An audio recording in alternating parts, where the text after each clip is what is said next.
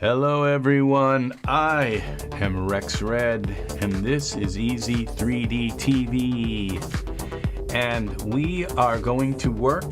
This is part 2 on our animation series and I am very excited to present today's part 2 of this animation series and we are going to delve deep into the animation part. Part 1 was kind of like getting you all prepared for animating. And one thing I didn't talk about was system requirements, what it would really take to animate with a computer. And you know, you can animate very simple things like just move a cube across, you know, a space.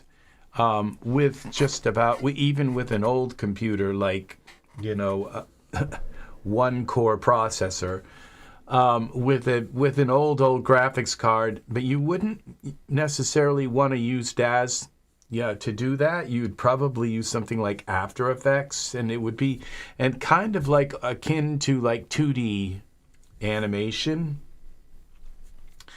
And so now let me get my chat set up here so I don't miss when people do come in. So yeah, I hope I have everything set up here correctly. Now, okay, so, but I would say for a minimum system, you want to have an i7, like to animate in Daz, you want to have an i7 or an AMD comparable computer. You would need to have an NVIDIA RTX graphics card with at least 12 gigs of RAM. I would say for animation, yeah, you want to at least have 12 gigs of RAM. And then for RAM, the system RAM, and that would be 12 gigs of video RAM. That would be in the RTX graphics card. And then for system RAM, I would say probably like 32 gigs of system RAM. And that would be minimum. And I would say that more is always better. So having 24 gigs of video RAM would be really good, like in a 3090 graphics card. And also 64 gigs of system RAM. And instead of an i7, you could have an i9 with at least like 12 cores. So that would be kind of the max, sort of towards the max, but you can go higher than that. You could go a 4090, which, that's a couple $1,000s just for a 4090 graphics card. Animation is that, I one time had a friend and I said, well, you should really get they were planning the specs of their computer and I said, you should really do better than that for specs. And they said, well, I only want to play games. It's like, gaming is one of the hardest things you can do with a computer. It's all 3D stuff. It's using every part, your sound and your graphics and the RAM and the processor. It's using every part of your process to game. So it is one of the hardest things to do. Now, I don't want to talk too long. I just wanted to kind of set this up so that anybody who was looking to do animation would know kind of what they need to have for an animating computer. Now we're going to get here into this. Now I have this set up where I can go into the lower left-hand corner, the upper right-hand corner, that's correct, and the upper left-hand corner and the lower right-hand corner. So we can just kind of jump around here into the scene when I need to do that, especially here in Daz Studio when I'm in the way. I believe my mic is still hooked up to work in that area. So, okay, so we go here to this computer and we're going to go to our Daz Studio. And I figured today, instead of having a, just one moment here.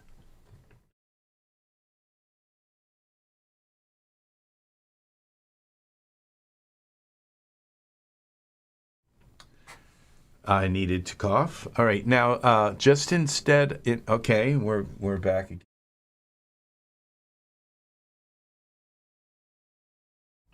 With another cough. Okay, I don't want to do that in your ear.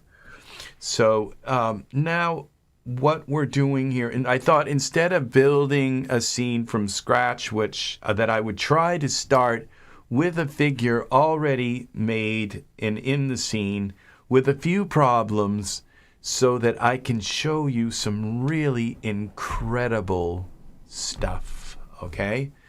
What I have here now for an animation is, now what I'm going to tell you another thing is, when you get into animation, working on specifically animation, you really want to save the scene like every time you do anything, okay? Save the scene. Do anything, save the scene. Because because there's a good possibility that you're going to do something and Daz is going to crash. If it's going to crash, and it's not because Daz is prone to crashing, it is because the things that you're trying to get to move in this scene are very intricate, complex, and heavy processor oriented. And so if your computer is going to crash, and if Daz is going to crash, it's going to crash while doing animation, okay? And that's why you really want to save almost when you do anything. Now I'm going to click play here, and what we're going to get to do is see this animation kind of. Now he's kind of doing this Shy Guy thing.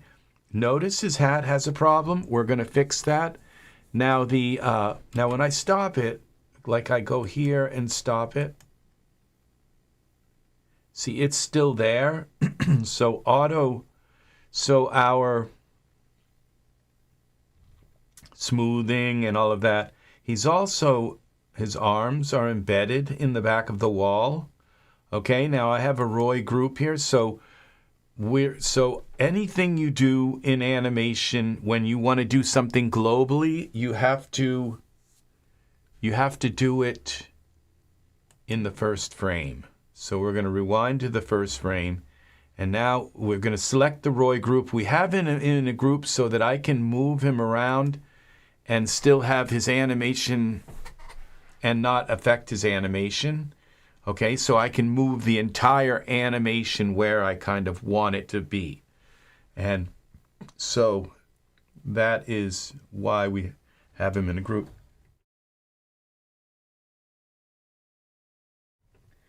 All right, so I'm back again.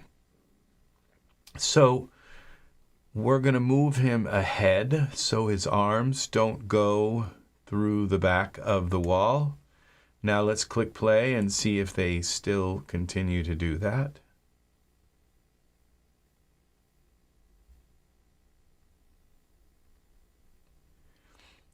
Now, because I moved him ahead like that, he's going to blow a kiss. Because I moved him like that, now I would assume that his light here, this is a ghost light, it disappears. It's supposed to disappear when you go into, I'm going to bring that up a little higher. Now let's take a look at him in iRay and see what this kind of looks like, just to give you an idea of the scene. Now this scene is going to be pretty intensive. It's not going to render like really quickly because there's a lot of light and a lot of things going on. I've got that light selected. So there's a lot going on here. Now, I think that turning this camera a little bit more like this way might be better. Okay, so now I just did something. I moved the light and I moved the camera a little bit. Save. Okay, we're going to save this. Now, what I have here is our two aniBlocks. And these aniBlocks I created from, I believe I got these from Mixamo. and I downloaded them from Mixamo for the Genesis 9 figure.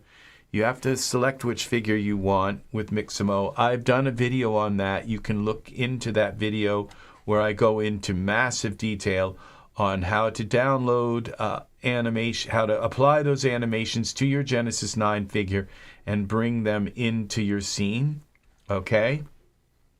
Now, here's one of the first things you have to do to make sure that your figure doesn't slide around.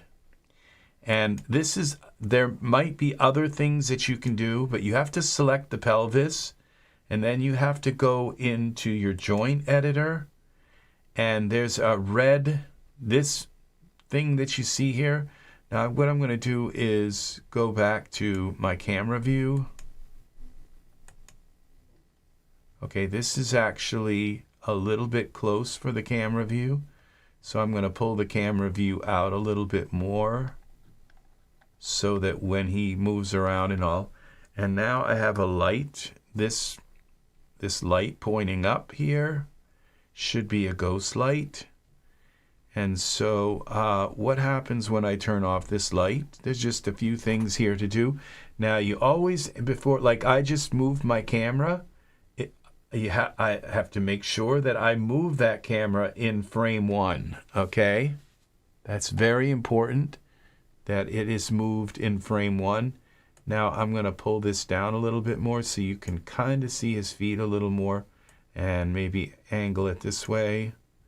Now I could pull the camera and angle it down a little bit so that it, and maybe turn this a little more this way so he's sort of looking at us in the first frame.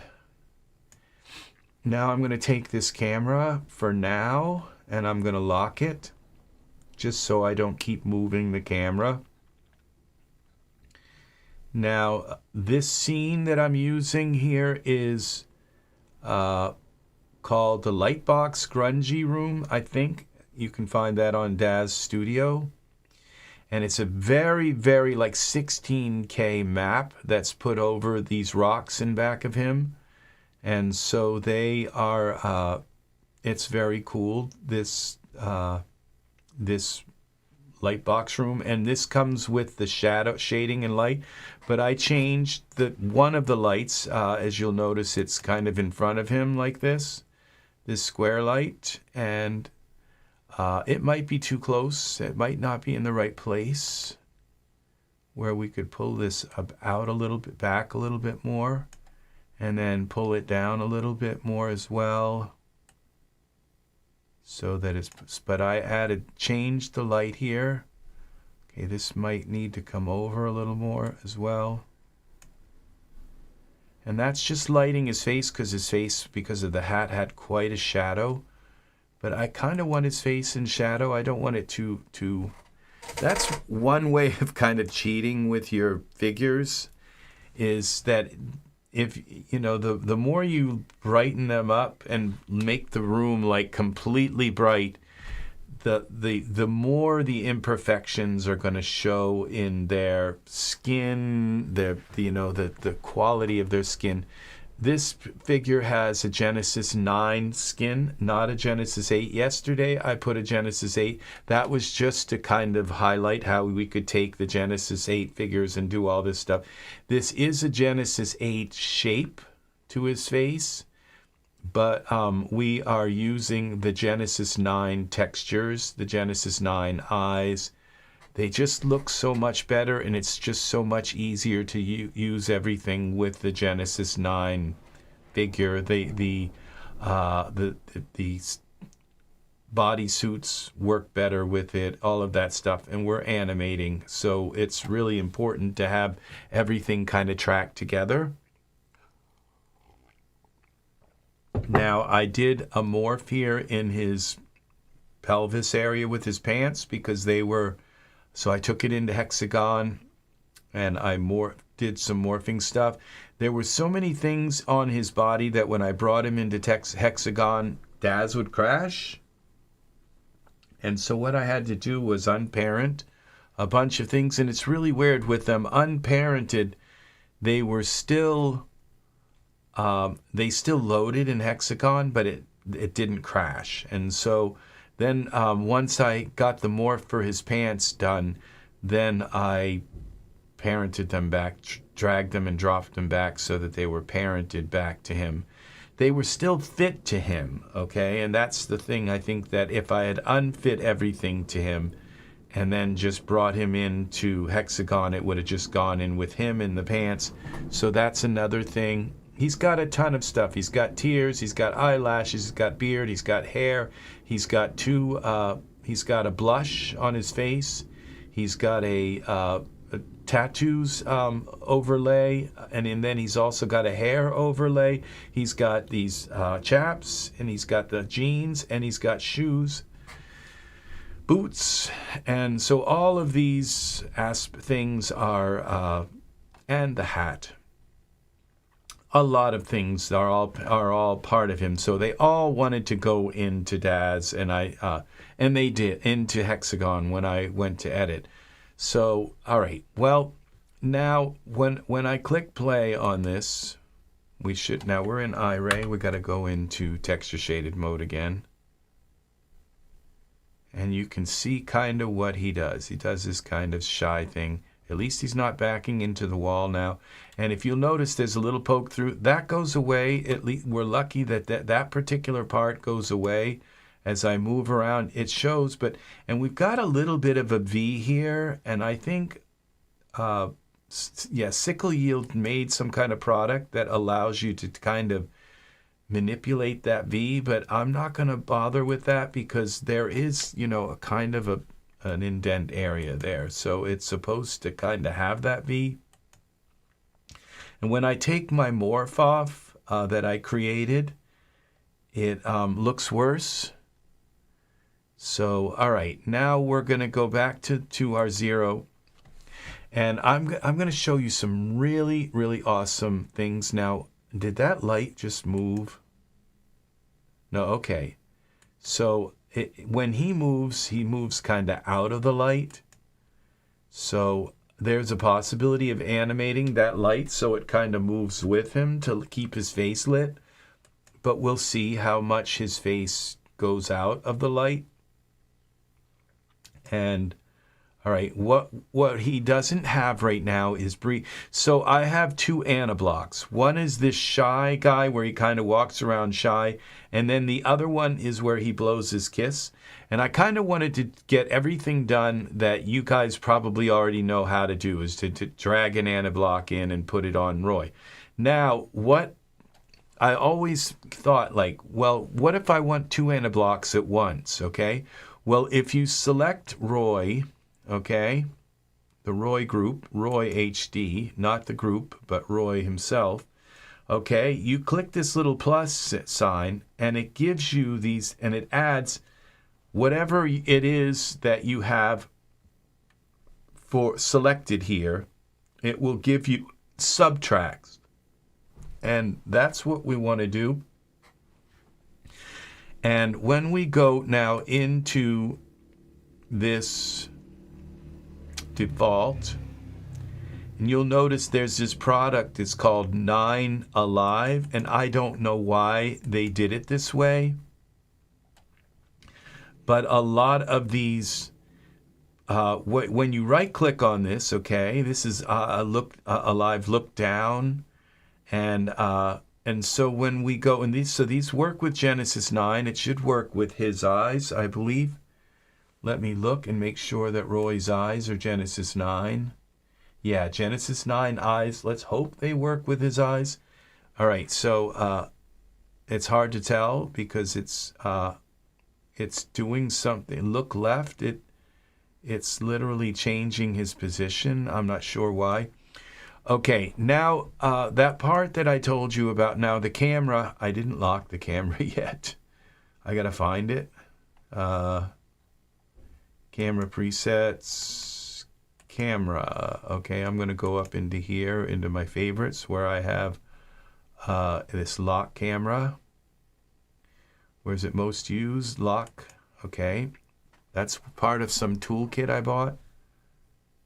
And all right, so what when you right click on this and you show browse to file location, these are saved in a file called my Daz 3D eyes.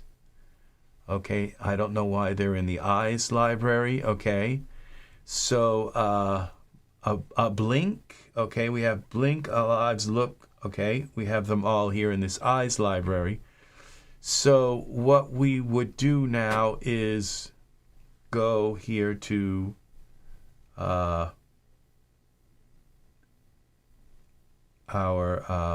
open another thing here, and there's a way to add folders, but I just drag them in. Okay, so we go now to this here, we go to Daz, and then we go to our Renderosity library. No, my Renderosity library. Why doesn't this look right? Okay, that's Renderosity library, my Daz library. Okay, and one of these should say eyes. Yes, and there it is. Okay, and we go in there, and all that's in here are a lot of these animation for the eyes. So we go here to eyes, and we just, this is the way I do it, just copy this, and we go to aniBlocks, and we go Genesis 9 aniBlocks. Let's see, no, it's not there.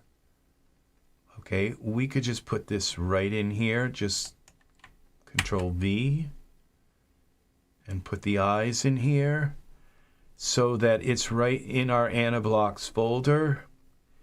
And then we don't have to use that. And so we have these myths and we have eyes. And what else are there? What other categories are there? This is eyes. Now, where are the breathing ones? Okay, if I put my mouse over, it's sluggish because it's actually applying showing you a preset. Okay, what are these? Let's see. Properties. Browse to file location, and what's this called? This is called muscle right. Okay, so what we do, okay, we go back here to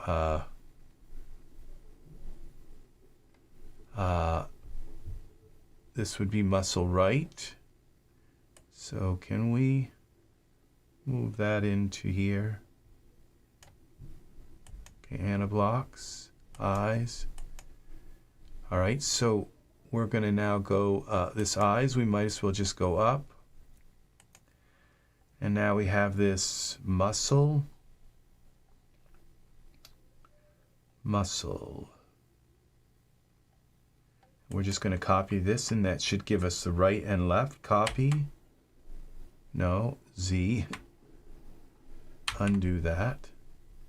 Muscle, copy, copy. Welcome, welcome, welcome. All right, copy. We're going to go into aniBlocks, and we're going to put this in here. And I think what I'm going to do is take these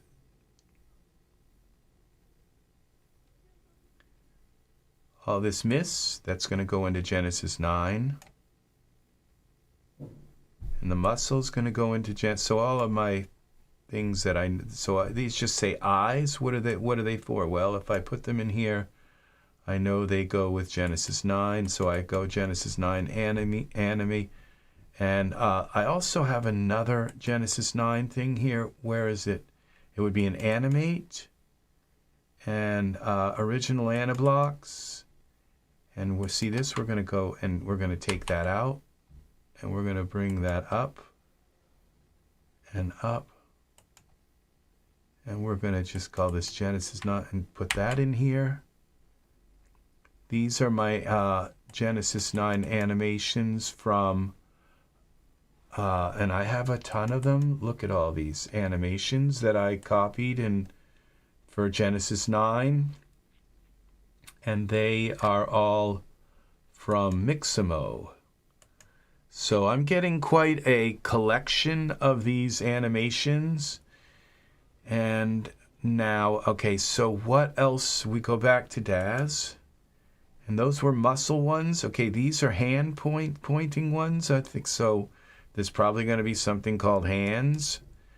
I don't know why they didn't just put them in aniBlocks. Okay, browse to file location. But this is probably going to say hands. Yeah, okay, so we're going to go back to this folder here. And let's go up and up. One of these is going to say hands. I'm not going to move them because if I move them out, we're going to go copy. Then the next time I run the install manager, it may just put them back. And so that's kind of, so we're just going to have Genesis 9, V, paste. So we're just going to copy it and paste it. Now we have hands in here. Okay, this is this product here. Let's go to the store, uncheck things. That is this product. If you want to animate, you have to buy this, okay? Because this product right here gives you breathing, it gives you blinks, it gives you all kinds of stuff, hand motions. It gives you probably a couple hundred animations. Let's see, how many? These aniBlocks, when combined with your full body motion blocks from Go Figure, which I didn't even know about that. So this product gives you all kinds of basic morphs that you use along with your animation so that when you use a Mixamo animation and say your figure is walking across the room, that they're actually breathing, you know, and they're not just walking across the room and their stomach is just like flat. Okay, and occasionally as they're walking across the room, they blink, or they might swallow as they're doing something, or look over and look up kind of thing, you know, rather than just kind of walking across the room like this, and it's like, hello, I'm a zombie kind of thing. So that is why those animations are important to have. Right now, they're on a 30% sale. I tell you, 44% sale. I think these are more on sale than when I bought them. They're going to be $24 in another couple days, and they will stay $24 for a couple of months. So if you want to play around with animation, now is probably the time to pick up this product. Okay, so I don't receive any money from Daz when I promote products. Okay, so I promote them when they're on sale and when they're on big sales, and I tell you when they're not on sale, don't buy them.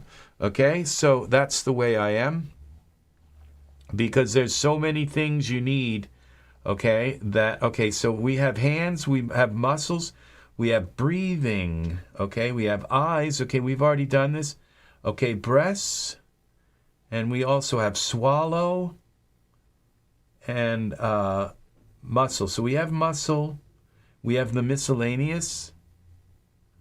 So we're looking for blink now. Okay, so we go back here.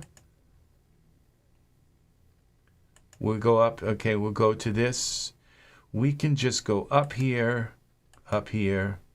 Now we're looking for blink. Breathing, I think we did that one. Where is blink? Eyes, they might be in here with eyes. Blink, yeah, so we have blink. And then breathing, did I do breathing? Let's go here. And no, okay, so we don't have a breathing one, so we're going to go to our up here to breathing. Copy. And we're going to place this in here, V. Because if you place them in this aniBlocks folder, they'll show up in your aniBlocks, okay? And then there was also breast control, wasn't that? Where would that be? Okay, female breasts, copy. And,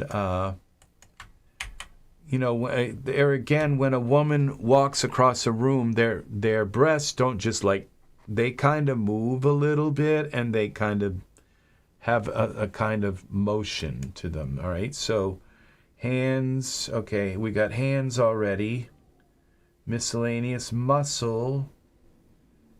Physics, okay, that wasn't one. Swallow is another one.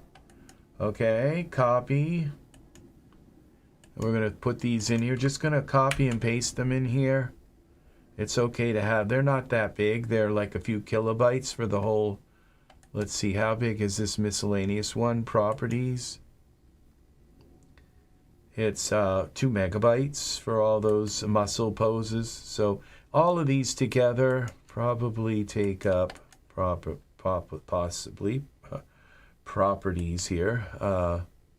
30 megabytes, which is a good amount, but I have also within this Genesis 9 one, which has a ton of them. So probably a few hundred of them. Let's see, properties here. Yeah, so yeah, that's 15. That's half of it right there. So this is a huge amount of, and I just want to double check and make sure that I got every one of these, because I love having these extra animations here. Physics, okay, I don't think there's anything in here. Okay, so that's not one. And figures wouldn't be one. Animals, okay, assets, breathing, characters, create data. Okay, data wouldn't be. We already got the miscellaneous one. All right, environment. Eyes, we got eyes, and the breasts, hands, and little fox. Okay, miscellaneous, we got that one, and the muscle one, and what's this? Pose is another one, I think, that comes with it, some poses.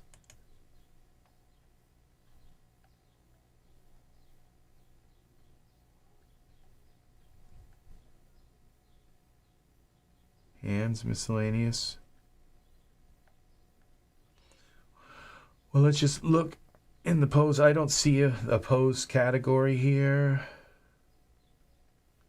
but I think it does come with poses, but I think I read that.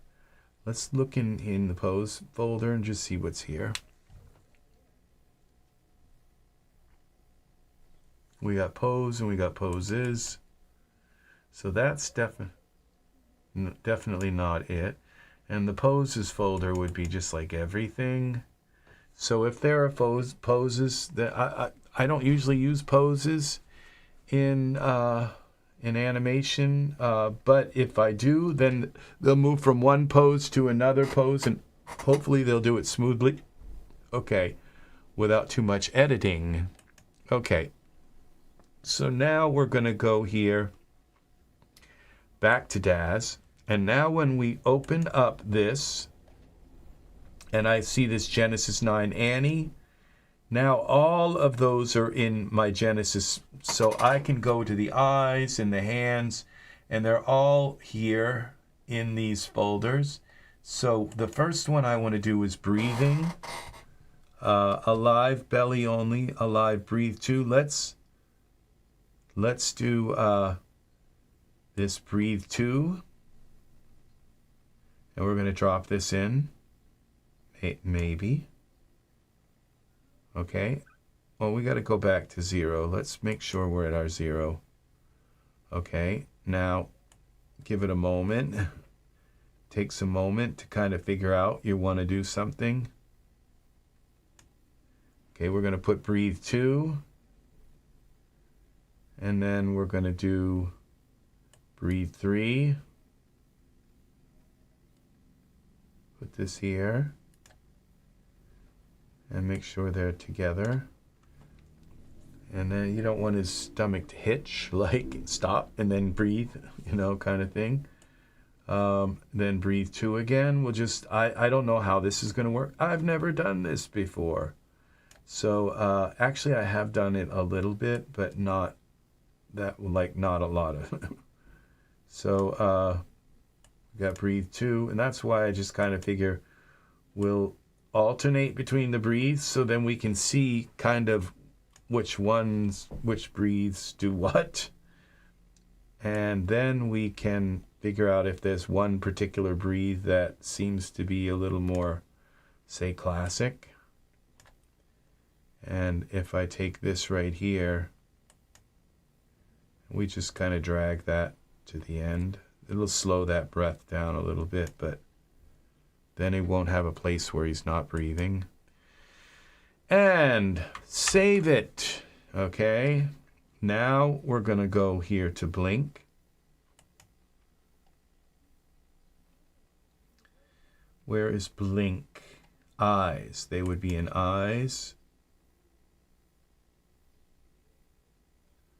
Okay. Now this is blink. Okay, this one right here.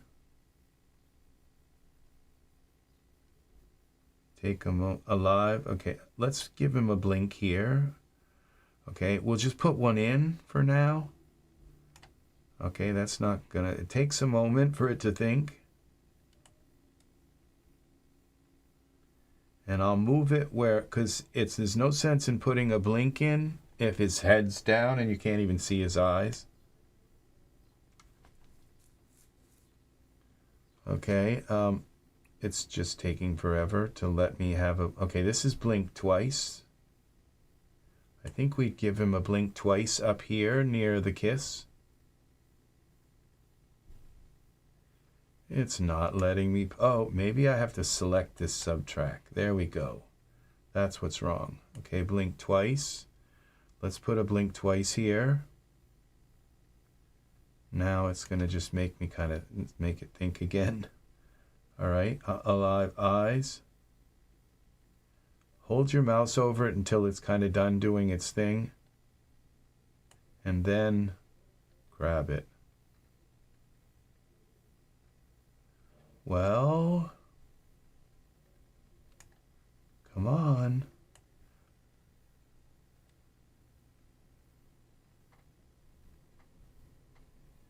Alive, subtract. Come on, subtract. Alive, blink. Well, it's letting me put it in this subtract. Let's use this one then. And the blink twice. Let's put it over here. I'm not sure why it won't let me use that subtract. I'm not going to delete it yet until I get this one done. Alive, look up. Now, like I said, there's no point in having him look in any particular direction if he's not going to, if we can't even see his eyes. Okay, now we can have him look right suspicious. We don't want to suspicious. Look up. Okay. Look down to neutral. Let's see. Look right. Looks right.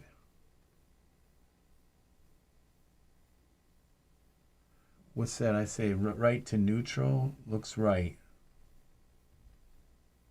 Well, let's get one of them here.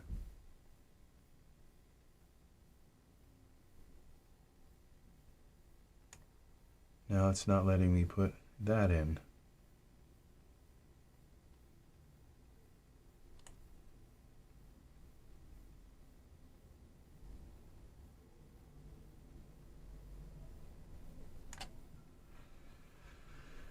Okay, it's just being, okay, we're going to save this because I don't want to do this again with all this breathe stuff.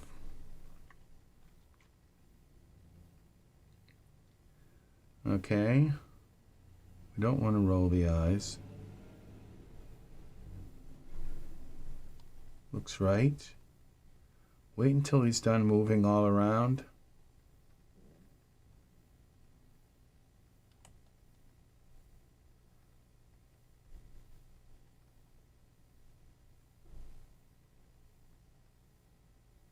Oh, I know it's wrong. I think I have to have him selected to do this. And we have the camera selected. It does help to have the figure selected, I think.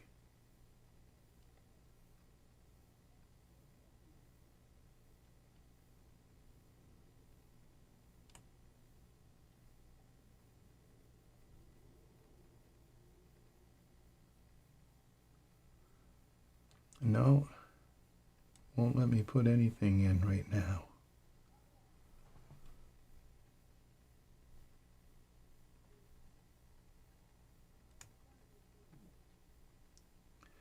Okay, I think I know another way maybe to do this.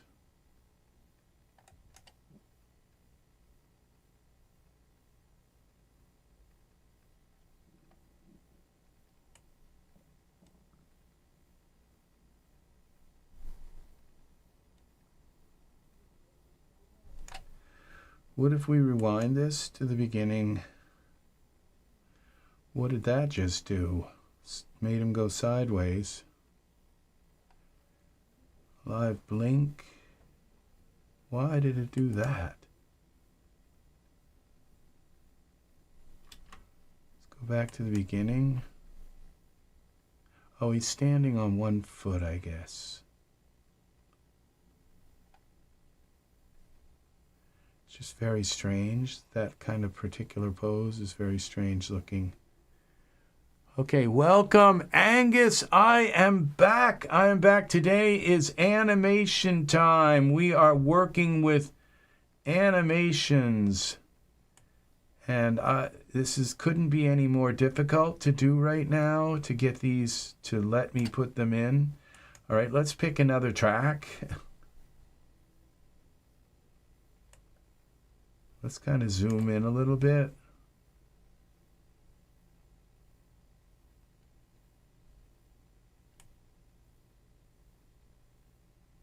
There we go. Just pick another track, I guess, in it. So we want this here. Looks right. Okay, and that's the eyes. We just have him kind of look. We'll have him blink here. And then looks left.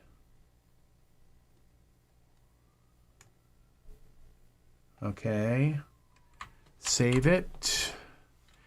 And we're going to have him swallow in a couple places. We have breathing, okay. And we have, so he's breathing throughout all of this.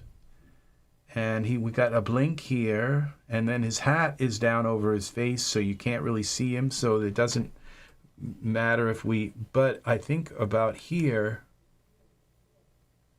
you can still see him, so we could put like a swallow here.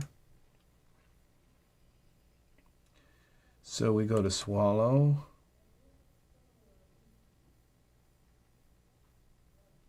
Let's try the swallow one. There we go. And we'll move that over here. See, if I play it, it's just not, okay. I don't know why that comes up. Save this. Oh, when I push spacebar, I guess that's to open, that's the hotkey for new scene. See, I just really can't tell what's happening here with, there's just too much. Now, he looked over. I did see him look over. That was kind of like a pretty, it says it looks right, but it looked more like a suspicious look. So I don't know if I like that or not, but we're just going to try some of these things. Now we have a swallow here. And let's try another swallow here, if it'll let us. Okay, it's not letting me put stuff in again, so I guess if we just click one of these tracks again, it might like figure it out and let us put them in again. Yeah, all right. So let's try that. Okay. Now, Okay, so what we're going to save this. Now I'm going to show you guys something really very, very powerful, okay? I feel in this case, and for animators in Daz, is to show you this particular technique. Now I have my camera locked so I can't move it, and that's the way I want it. So what I'm going to do is now, if you notice his hat has a problem, even with it, with smoothing, like if I click on a frame and move it to another frame, what happens, it goes to the frame, then smoothing comes on, and then it goes to it, and if I move to it, so every time it clicks to that frame and then smoothens, then it does the iteration for your render for that frame. So smoothing is always something, and it doesn't look like smoothing is doing anything right now. I don't know why. But okay, so what we're going to do is we're going to go to frame 1, okay? And we are in the move mode, okay? So when we go to frame 1, so what we're going to go to is go to Tool Settings. We're going to open Mesh Grabber. Before we open Mesh Grabber, I'm going to go to the store. And this is a product that goes with Mesh Grabber, okay? And it is called the Morph Editor add-on, okay, for Windows. And I believe Mesh Grabber was on a massive sale yesterday. I'm not sure which one, but this is not on sale. None of these are, well, they're on sale for 20% off. I would wait until they become until it's a better sale, okay? But this is the Morph Editor, okay? And I learned this because I purchased the Morph Editor, and I just said, well, you know, if I were to just click on this hat, all right, and say, okay, in this frame, I want, now I'm going to go to my perspective view so I can get a little closer and see what I'm doing. The perspective view doesn't animate, so you can move around with the perspective view and not have to worry about your, now you make sure that you're actually selecting the front of the hat and not the back. Okay, and now these gizmos are a little bit small, so I'm going to make them a little bigger so I can grab a hold of them. All right, now if I were to just pull this out like this, okay, then when I go to the next frame, you know, some frame down here, okay, it goes right back. Now it doesn't look like it did. It looks like it's fine here, but you see now it's kind of gone back. So it doesn't stay that way, okay? And it looks like it's much better, like, well, prove me wrong. And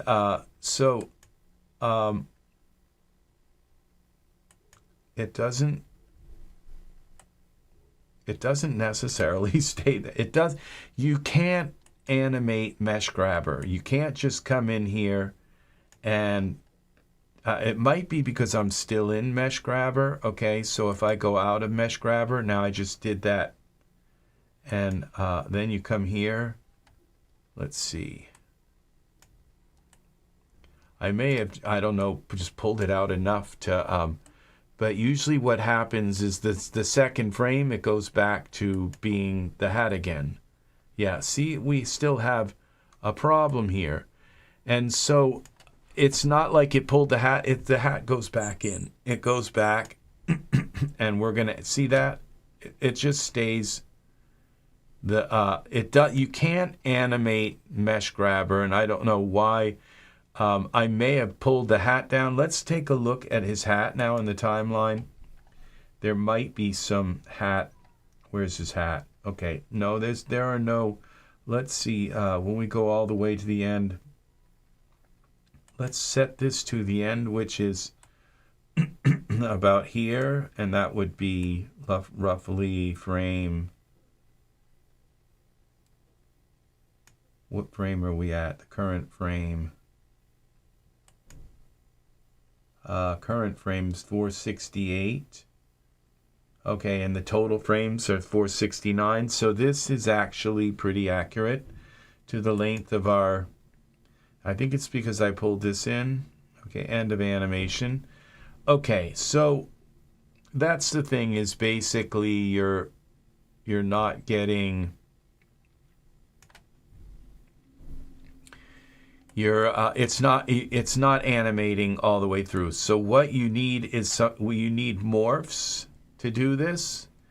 And so we go back to the cowboy hat, we go to mesh grabber, and in this first morph here, now I don't want to reset the morph, so what I'm going to do is click that first frame, it seems, so I'm going to click save, and we're going to call this MG hat morph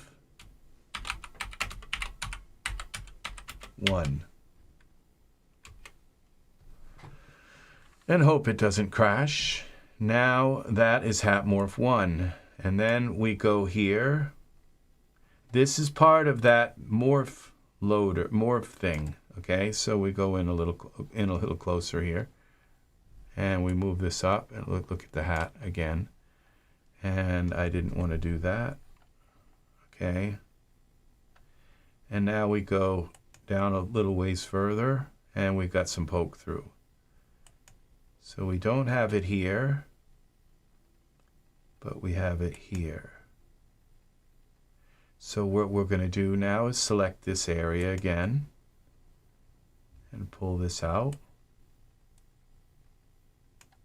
All right. And then we go here to save. MG morph hat morph 2. Okay. Then we come along here. There's a little bit of the head showing through, but it's okay. I think I'm going to just pull this out a tiny bit. So, like that. This. Not Z, that was rotate. Okay, that just did it. And so now we go this MG, mesh grabber, hat, morph. 3 is it now? All right, and we move ahead a little here. And we're going to pull this out now.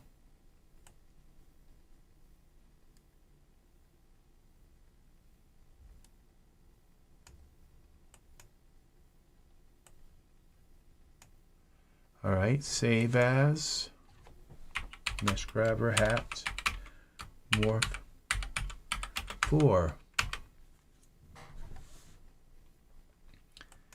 And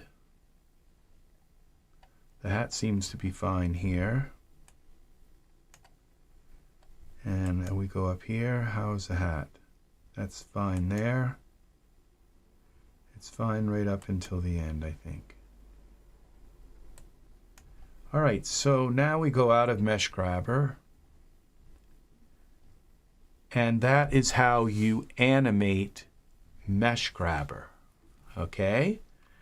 And so now we're going to go back, and this information, you heard it here on EZ3DTV, okay? And so we go back to the beginning, and we just go back through now and take a look at our hat. It's beautiful.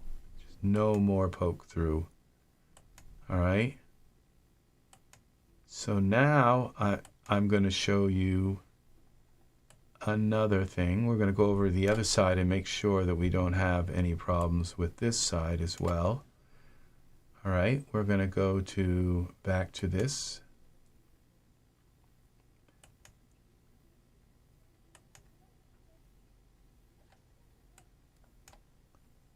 Okay, through up. I see some poke through there. All right, in the back, which you can't really see, but we're going to select this.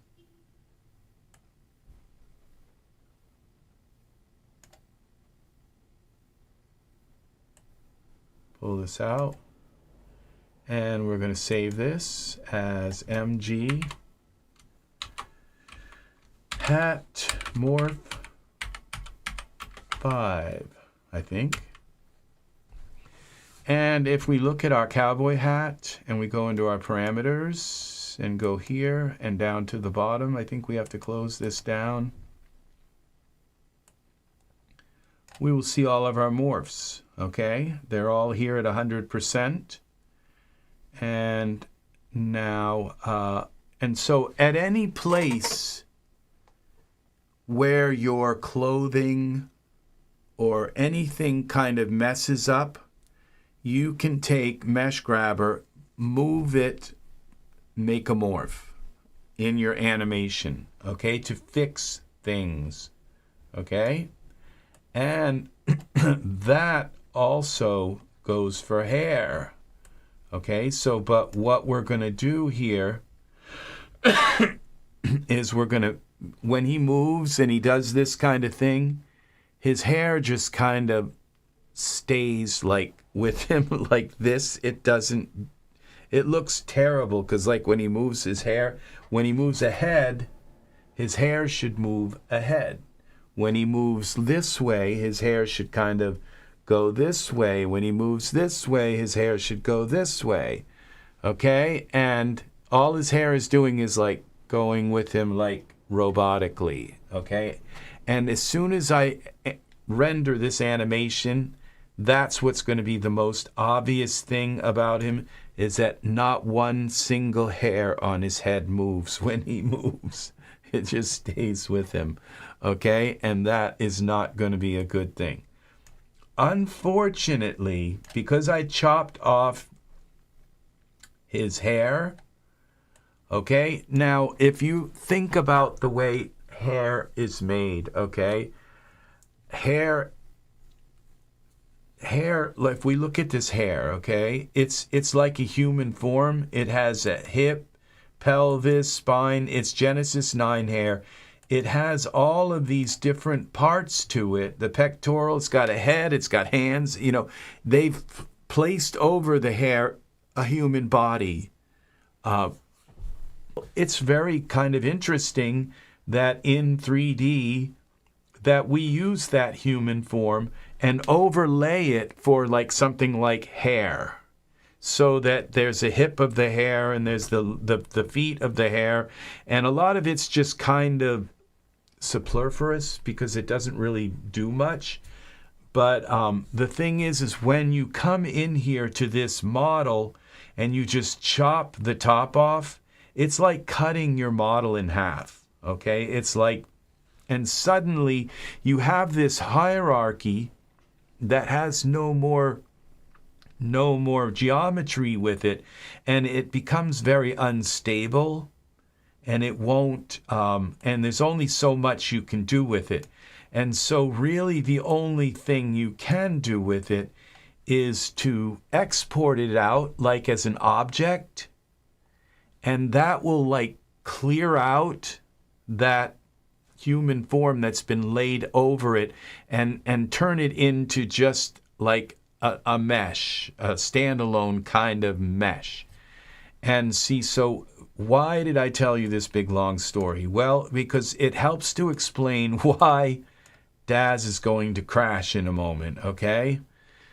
And so what I'm going to do is, now he's doing this, blowing this kiss, okay? So maybe at this point here, I'd like the hair, his hair to kind of come ahead, all right? So we go back into our animation and see where let's go to aniBlocks where I can see where the kiss blow, all right, comes here.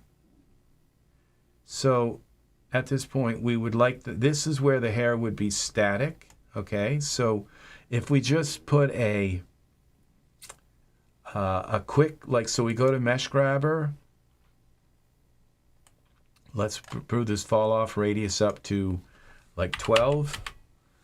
and we grab a hold of his hair right about, okay, I think I missed it. Oh, I don't have his hair selected. I don't think. Okay, let's go to hair. Now you see how it has all of these.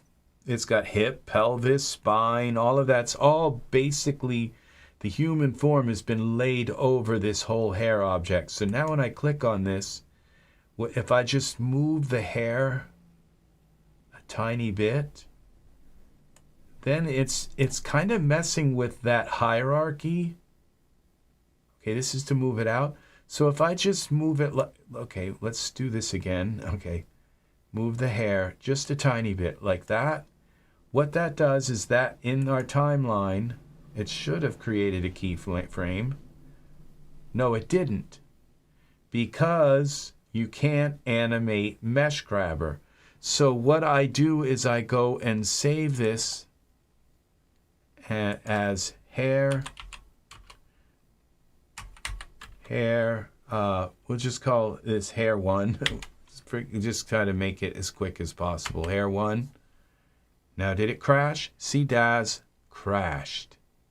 Okay, I tried to save a morph with this hair, and Daz crashed. Because, why? Because we deleted, in the last video, we deleted part of the hair model. Okay? And you see, the thing is, it'd be really nice to be able to use Mesh Grabber for this hair, to animate the hair. So it might, we might need to animate the hair, take the hair out, put it back in without all of our edits, animate the hair, then chop the head off, okay? That's a possibility. Or what we could try to do, open recent, is export this hair as an OBJ file, bring it back in and see what happens. And if that doesn't work, we'll export it as an FBX file, bring it back in. Now, I think the FBX file is going to preserve that whole hierarchy, but bringing it back in may make that hierarchy stable, okay? Where it says, oh, well, the head part and all that just don't have any geometry. Right now, the head part is expecting there to be geometry, and it's not there. So this is to get us kind of out of this mess that we're in. And I believe, and if I were to put all these morphs in there with the hair and then try and chop the top off, it might just explode. So that may not be a way to do it. That's why we're going to do it. Try doing it this way, with exporting it first as an OBJ file. And if we can get it to come back with textures that look about the same, but it's chopped off, and we could kind of fit the mesh there. And there, I may have also cut part of the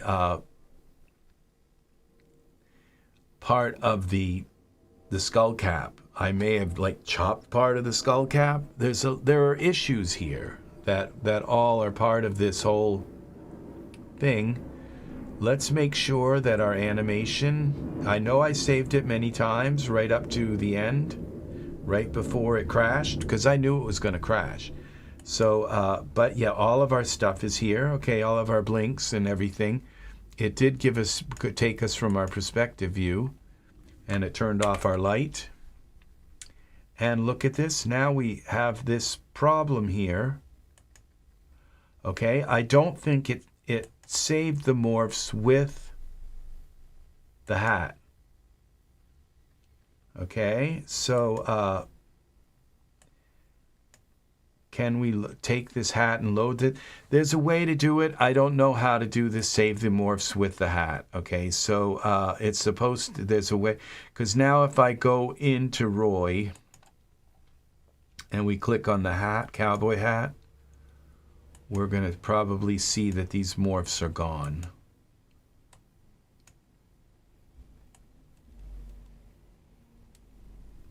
Yeah, see, okay, let's go down here. Yeah, the morphs are gone. Now I might be able to go to Morph Loader here and find them. Okay, but the thing is the morphs are going to be in different places. So let's go, this would be an edit.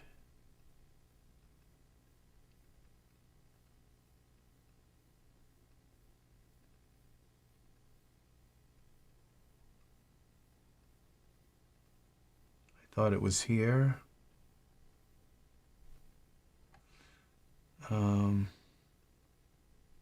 Assets. Okay, Assets, Morph Loader Pro.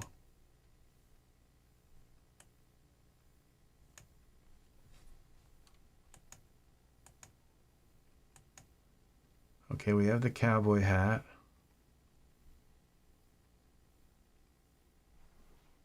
Show individual settings.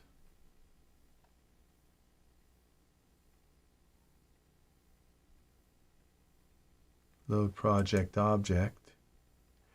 Now that doesn't really, that's not what I wanted to do.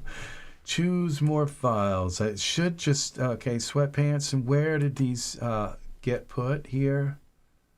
We go to, no, it's not story blocks, it's here. Daz. Oh, and then we're going to go to my Daz library, and there should be like a morph loader, maybe morph. We have to find out where they get put. Where's the library for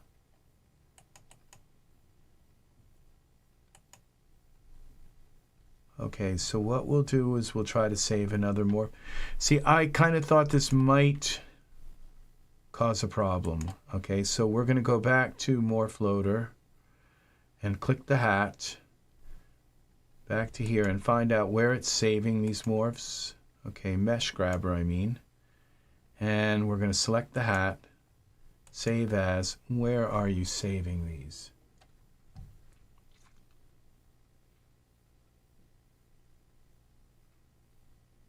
Morph path. Oh, keep Mesh Grabber. New morph at 0. Active new morph reset Mesh Grabber. Dial new morphs 100%.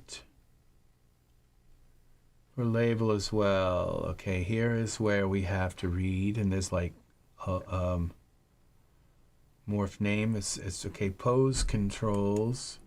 Head. See, okay, eyes. All right, so it's saving it in Mesh Grabber. Actor. Part 2, and we are doing something very interesting. I think you are going to really enjoy what you're about to see here. Okay, now so the pose controls. Now, see, I'm saving them in this Mesh Grabber. You can select where the controls are slotted. The morph should appear in the Parameters tab. Okay, this is in the Parameters tab, but for some reason, it's not remembering them from when I reload the, and it may be because they're in this Mesh Grabber rather than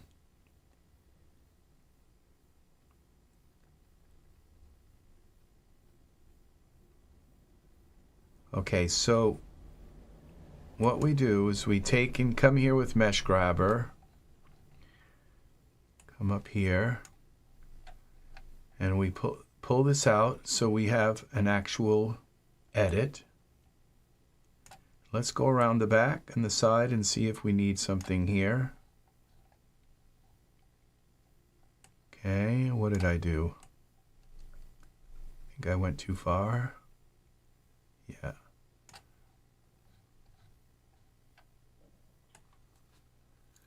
Okay, in a tiny bit. Okay, that part does that, so okay. Luckily, it doesn't animate, again, your perspective view. So, all right, so we're going to save this here. Oh, we have morphs, okay? It says load.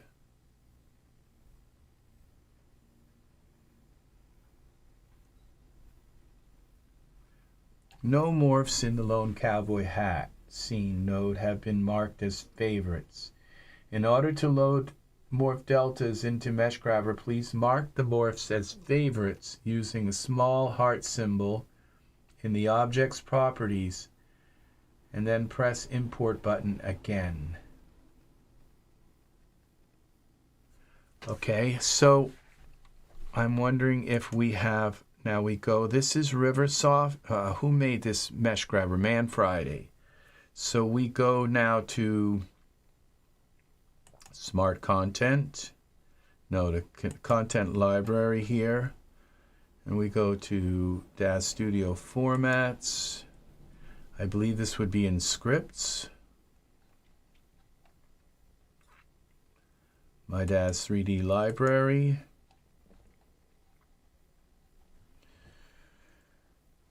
Scripts. We're looking for Man Friday.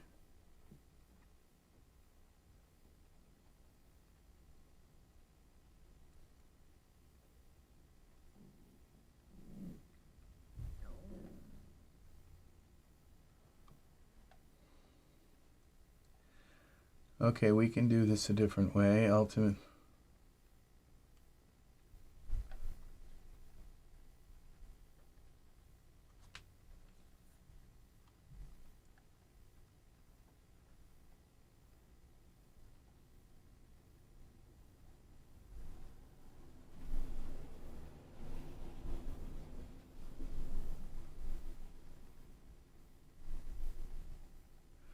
Okay, so we'll go back up here to, and we'll find Mesh Grabber.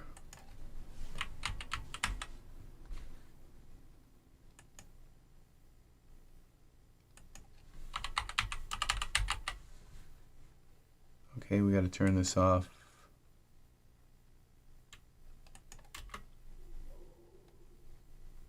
And where are you, Mesh Grabber?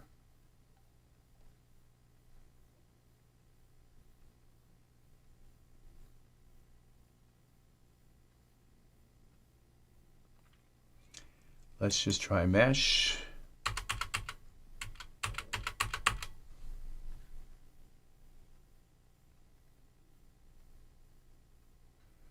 What the heck? Let's just try Grabber. No, it's, why isn't it showing up here? It's not because I have that selected, all products. Oh, because it's not an actual, it's a tool, it's not an actual.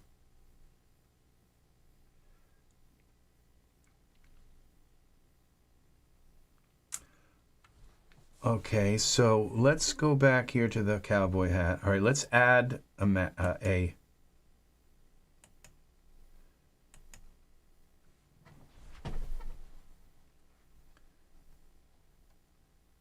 let's go back to Mesh Grabber, Tools. Okay, now we're going to save this mesh. Okay, and let's it's going to go in just Mesh Grabber. I guess that's okay. You can select where the control slider of the morph should appear in the parameters tab. You can select an existing item from the tree which shows the existing property paths of the scene node and has an extra Mesh Grabber path always added always, or enter any path manually in the line below. it doesn't tell me exactly where all of this stuff's going. Okay, pose controls. So we'll just use mesh grabber again, okay, and enter a name. We're going to call this hat morph 1. Okay, there's hat morph 1. And now let's look at the parameters here. And this is where, okay, it says toggle this favorite to add to favorites.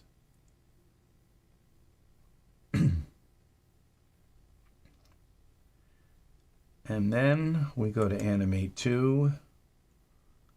And we go down a little further in our animation. We can move this, okay.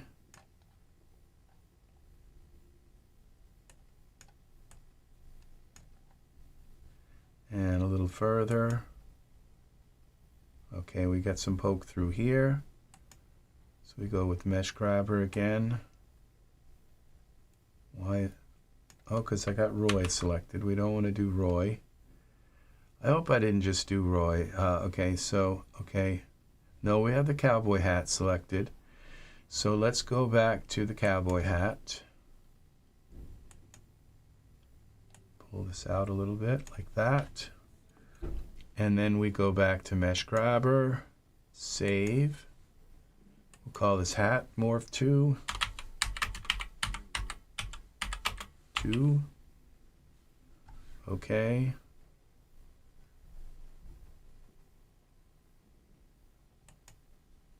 All right, that's at 100%. Now we move down a little further in our animation. We got a little bit poking through there. Save.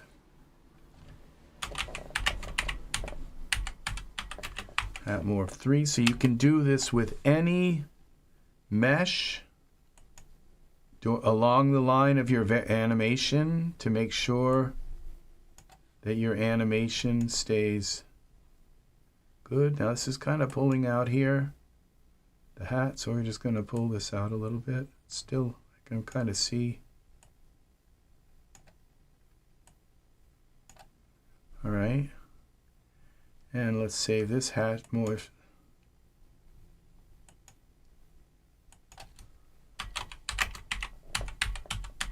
Four. Okay, move it a little bit ahead here. Got another one.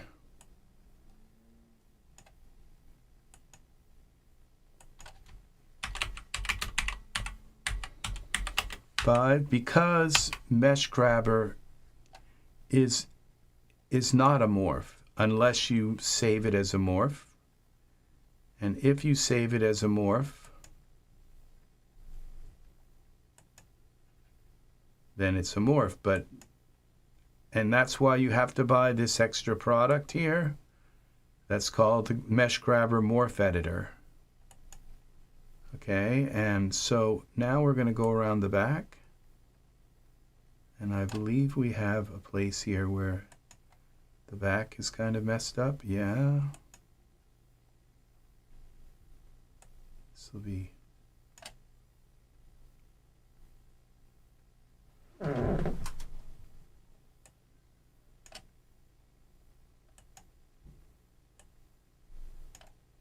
Okay, it's not important to do the back, but let's do it anyway. Hat 6. And let's see if that stays. Okay. Now we go back to towards the beginning. That looks okay. All right, so back to our camera view. Now I think what we have to do is maybe take these morphs here and favorite them all. Maybe that's it. If we add them to the favorites, they may, okay, and there's a lock here.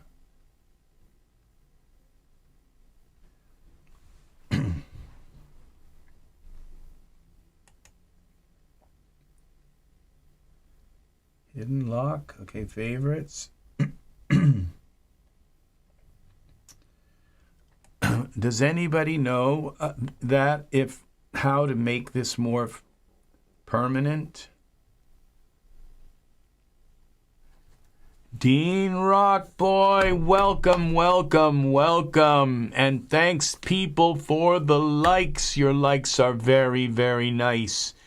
Welcome, Dean Rock Boy. We haven't had you here. At least say hi. I don't think I've heard you say hi. So if this is your first time here, welcome, welcome.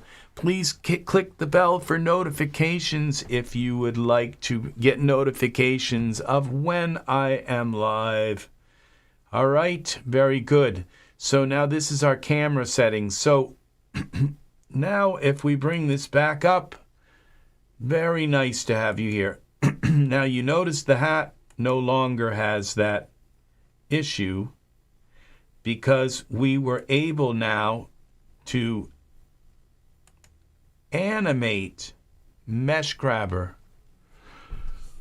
Can you make a lady Dimitrescu? Let me see. Let me look up what this is. I work mostly with male figures because most of my competition work with female figures, and I'm gay. So I work mostly with male figures. And also when I put female figures in, I have to cover up areas of their body, and it's just kind of like dealing with, I'm just not as verbose when it comes to working with the female figures. So, but let me look and see. I might do something. It's not completely. Sometimes I do make scenes with females in them. Let's see what we have here. Come here. Because I do have to work. Okay. Let's see what happened here. V. Now, lady. Dimitrescu.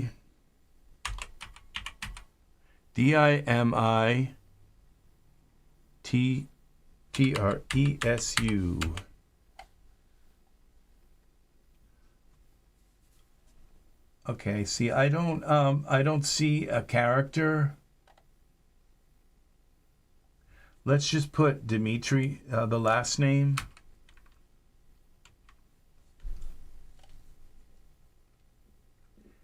No, see, I'm not sure what that is. Let's go to Google.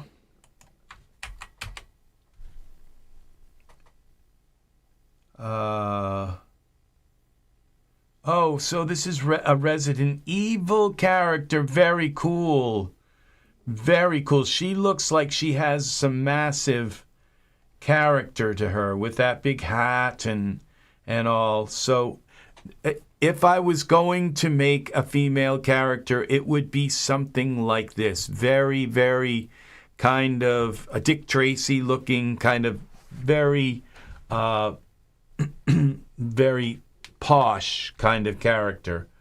Let me look at this perspective view and just make sure, because I think I see a little poke through here. No. So this is all working well. Now I just, it's going to be terrible if because you see what in my head, it seems what's happening is that these morphs are like this at this point, like at the beginning, this particular, like the morph that I have that's about at this place, okay, that's when it becomes 100%. And down at the beginning, that would be when that morph would be like have no effect.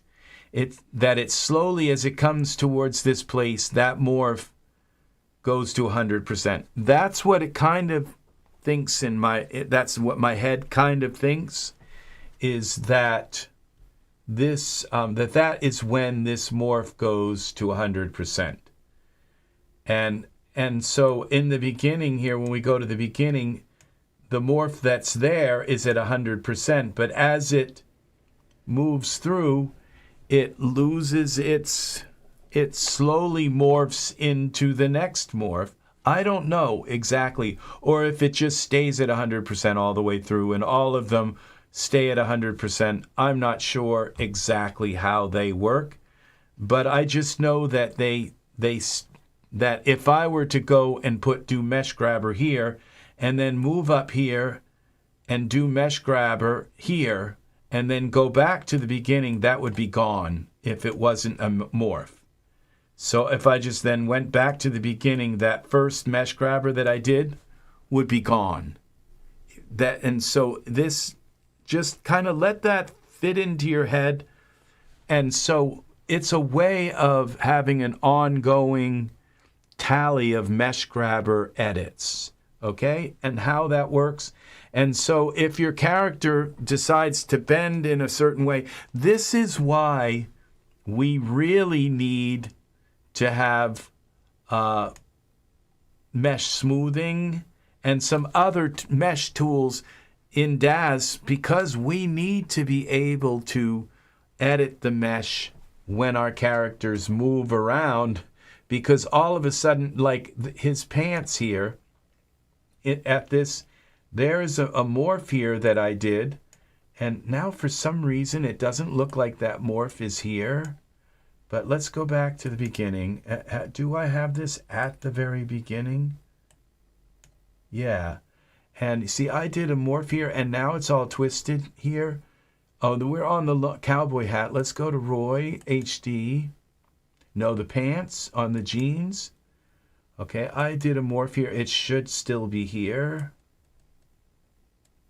Okay, we have to minimize this, okay? And yeah, this is the hexagon morph.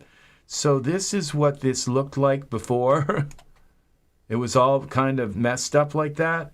And when I brought this into hexagon, but for some reason this doesn't look like the hexagon morph, because it definitely wasn't shaped like that.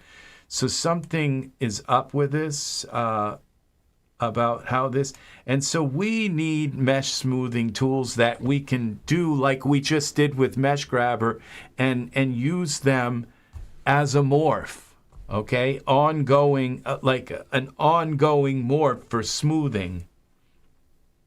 We don't have that right now. And so this is just horrible. But without this morph, it was kind of much worse. So something's happened here with the pants, and I'm not sure because it's completely corrupted my morph here. But the thing is that as I go through this animation, the pants kind of stay together, sort of. They're messed up, but they stay okay each time the smoothing comes in.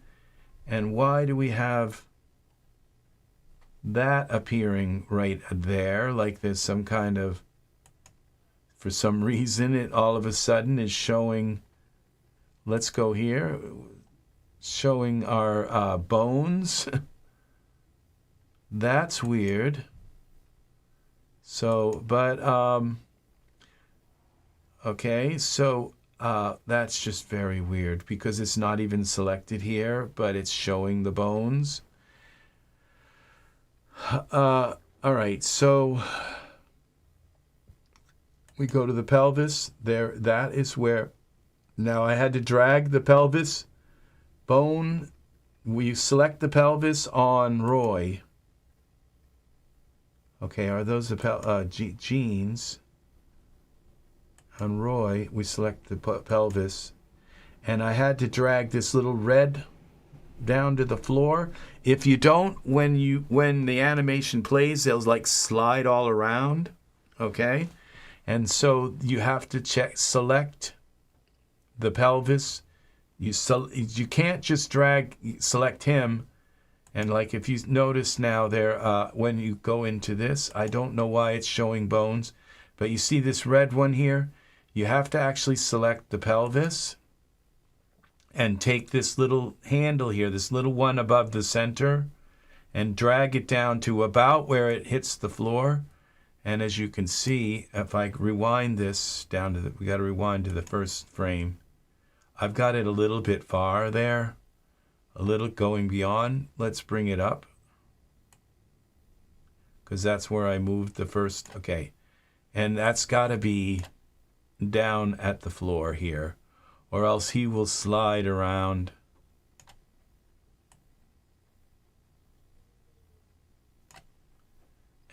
He will slide around, and by default, it's up about here. Okay. Now the green one, you leave that, I guess, but this red one, on every animation for Genesis 9 characters, you have to move that down. You'd think that's the way it would be by default, but I don't know why it's not. But you have to just move go to your 0 frame and move that down, and then he won't slide all around when you play the animation. See, he's sliding a little bit,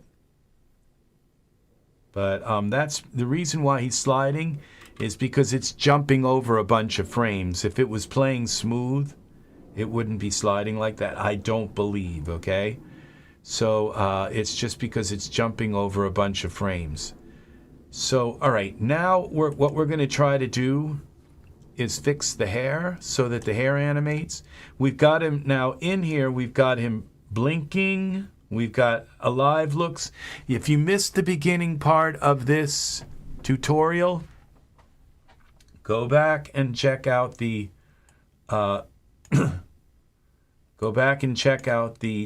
how I got these animate blocks, these breathing ones. So because, he's doing a kind of like shrugging his feet and stepping from foot to foot, and kind of in a shy kind of, it's called the shy move, okay? And then he blows a kiss at the end. Well, I got those from Mixamo, downloaded them for the Genesis 9 character, and if you know, there's an earlier video of me doing that. And then I saved them as aniBlocks. I saved like almost every Mixamo animation that I really liked, and downloaded them and saved them. And then these I bought, these alive, these breathing ones. Those are part of this new breathing package here.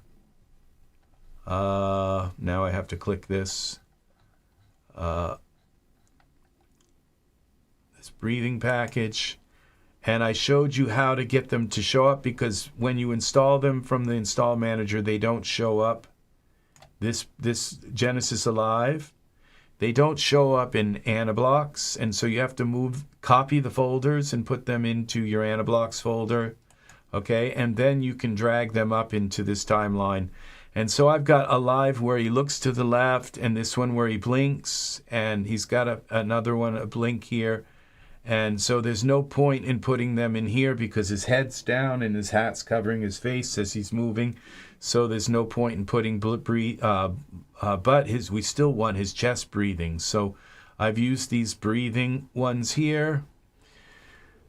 So this is now what we're going to do is we're going to mess with the hair, because every time I go to move the hair with Mesh Grabber, it crashes. So what we're going to do is we're just going to delete this hair and start over with the hair. So delete it. Okay. He actually looks a lot more kind of savvy there without the hair, but that's okay. He's like a mountain man kind of guy. So we're going to do the long hair so we can use this as a test thing to figure out how to do the long hair. Now what we're going to do is File, Save As, because I don't want to lose this scene with the hair, the original hair. Okay, so we're going to call this Western Man 2, 3. Let's go 3. I think I might have a 2 already. Yeah, so we have now Western Man 3. Let's find our hair again for him and see if we can just use the mesh grabber with the hair coming through the top. And then maybe I can go to frame 1 towards the end and then delete the hair. And why it's showing these bones? Okay, it's showing the bones now. We got to go out of here. I think it should stop showing the bones. Okay. Now, all right, so we go here to our, and hopefully if this crashes and we bring it back, that we don't lose the mesh grabber on the hat. Okay, if it does, I have to learn how to load these directly into the hat kind of thing. So I'm not sure how to do that. I have some decaf coffee here, keeping me from starving to death. Okay, I am trying to diet here. So we have Roy selected. We're going to go to hair. We're going to find that hair again. Okay, I don't think it's this hair. It was a female. There was a female wearing the hair. Okay, this is Genesis 9 hair.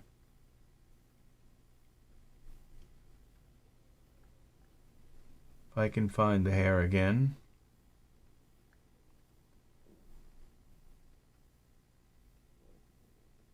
Okay, this was long hair. Let's go to long. It wasn't that. It wasn't this.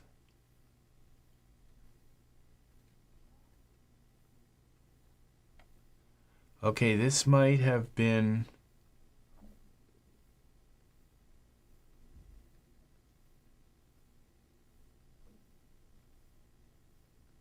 Genesis 8 or 8.1 hair, because it's not here. It's not this hair. Okay, so we go here to all. Okay, I'll know it when I see it. I know it was a female hair.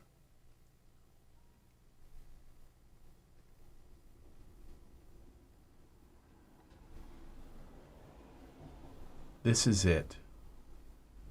Okay, 8 male, 8. Okay, this is for the 8 male.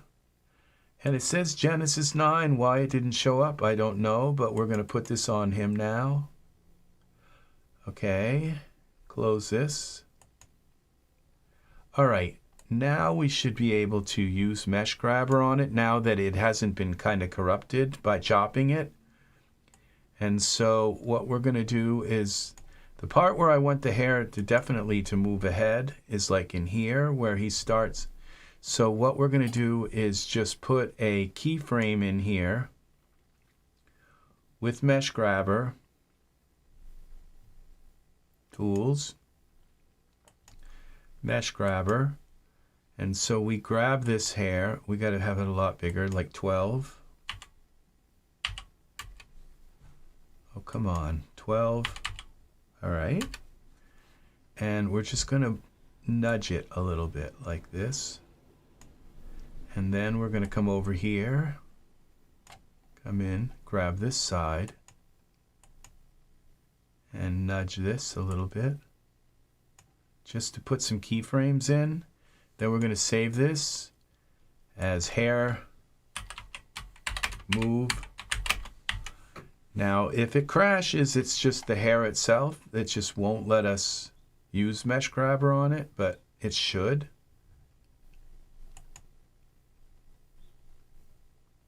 It worked. Okay, because I didn't chop the hair, okay? And so now when we move him ahead, like this to blow the kiss, all right, we can take and now use mesh grabber. We can move the hair ahead like this. And come over here. Move the hair ahead like this. And like this. And now we can save this as hair 2,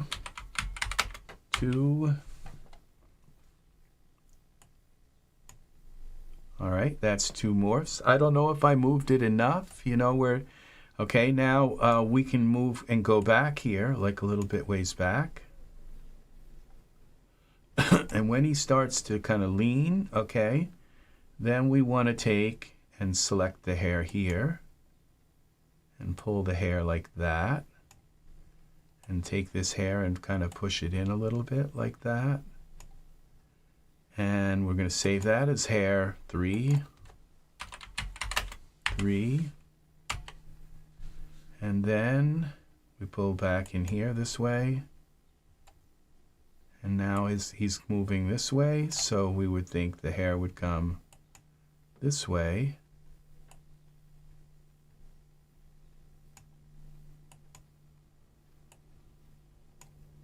I don't know what I'm pulling here. Okay, Z.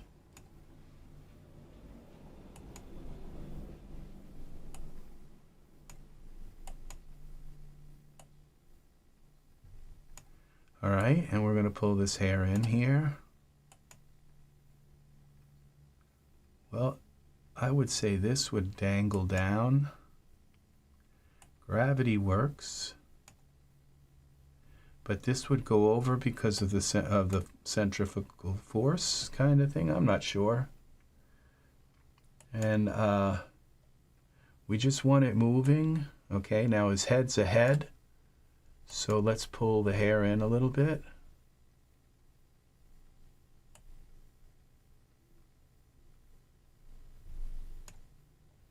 And like this. And I don't think I saved that last one. Okay, save, morph, hair. Let's see, go 4, I think.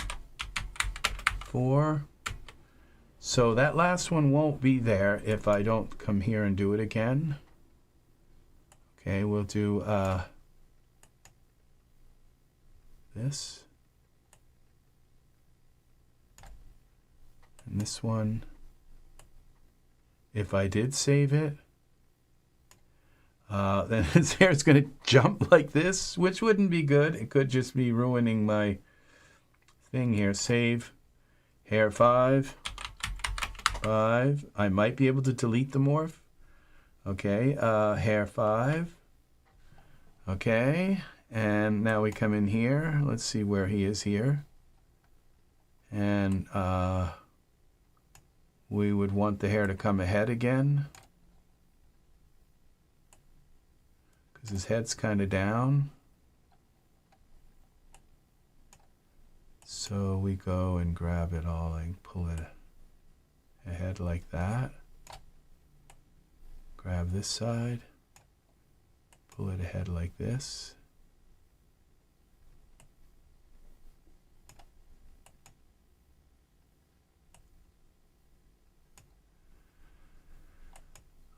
And this. Okay. Maybe this here.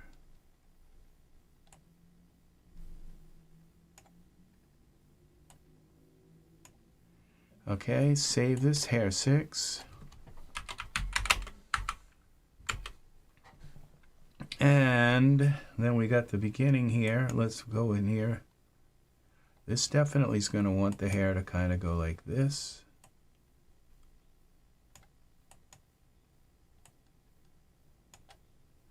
And this to come in like that.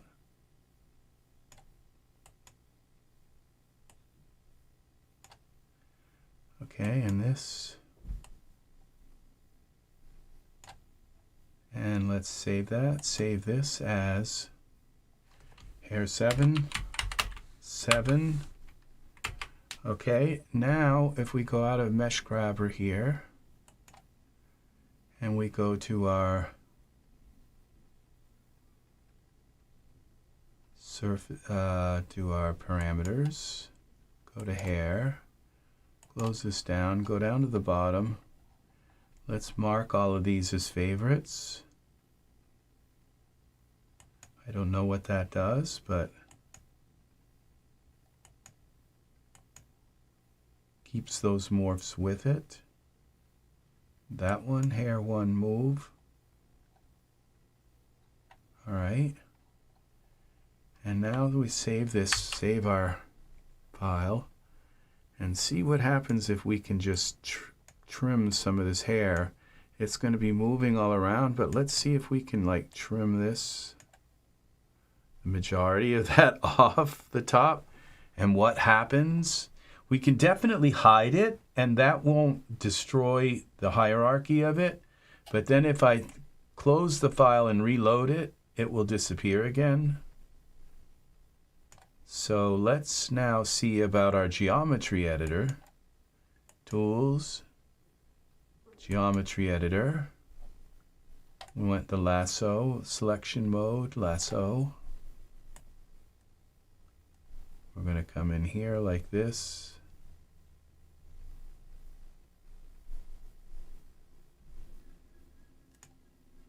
Let's just hide it. Geometry visibility, we'll hide it for now. Hide selected polygons.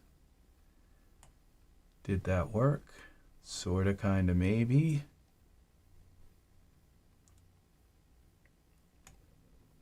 And we'll go like this. Grab a tiny bit of this here.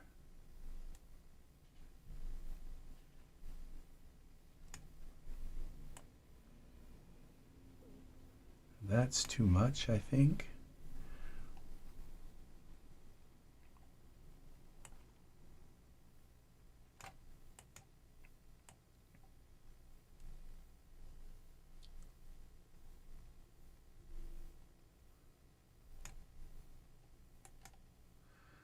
Visibility. Hide them. I don't think that's going to show that much, but let's see if we can grab some more of that. Visibility, hide selected polygons. We got a few more here.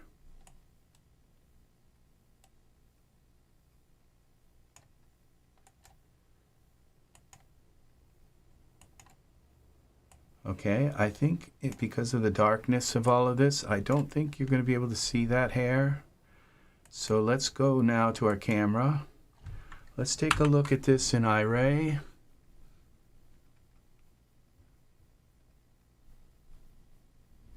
I don't think people who would see like a little hair there would realize that it's actually his hair coming through the hat, but it is actually visible. So we're going to have to do something with that. But let's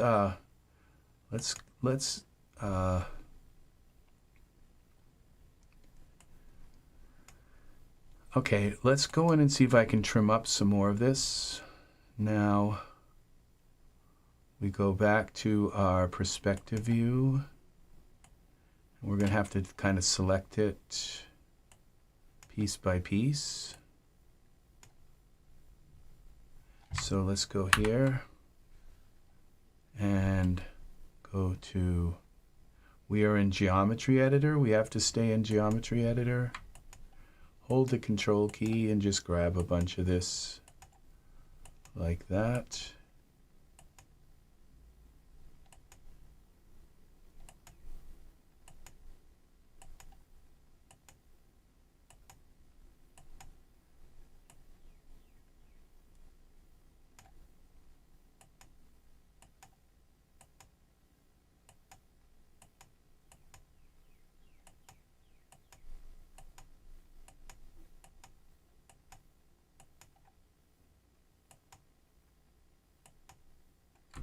Try hiding visibility, hide selected polygons.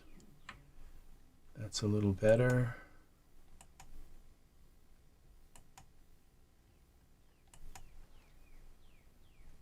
Good, these polygons. In one respect, if they were smaller,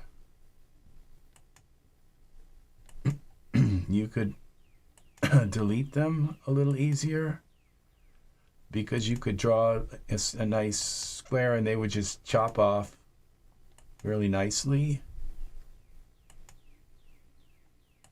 But if they were smaller, then they would be harder to kind of click on.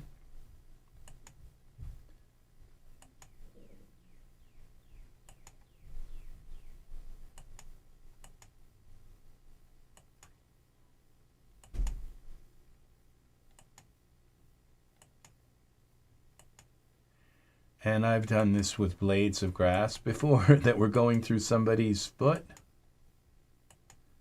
Just to let you know, yeah, this is how you get rid of that blade of grass that's going through their foot. Okay, geometry visibility. Now, if you delete too much of this, it's going to encroach down into their hair. Just to keep that in mind. I think I was doing this same thing yesterday. But what we're doing this time is we're not deleting it, we're just hiding it, and hopefully this doesn't crash, because if it crashes and I have to come back in and do this again, well, I will have to redo this because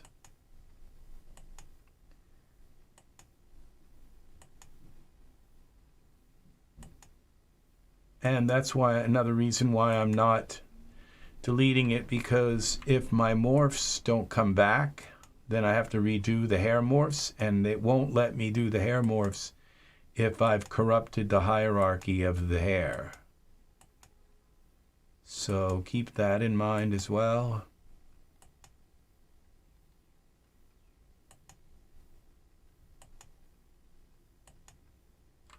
Right click. Geometry visibility, hide selected polygons. We got a few more big ones here. Hopefully we'll get to the point where these little ones won't be as visible.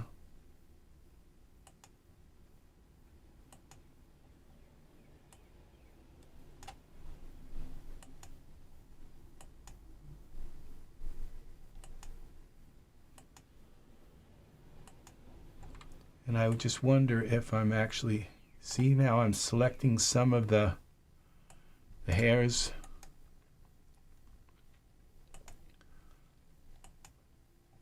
But it seems to be okay. This one's got a lot.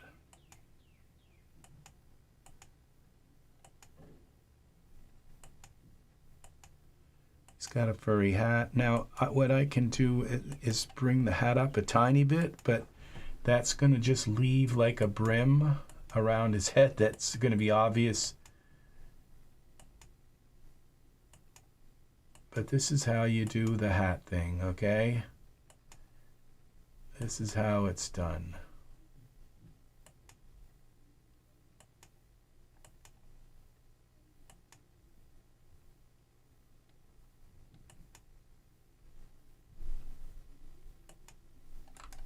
Right click, visibility, hide selected polygons. I have a feeling these are going to still be visible. Gotta get the big pieces.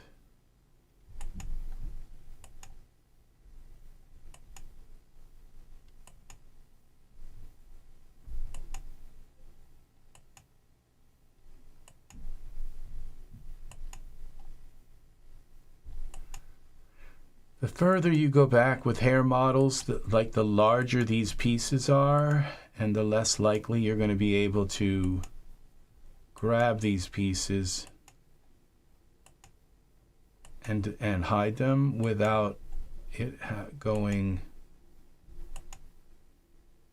because they feel free to put more geometry into today's, because people's computers can handle more.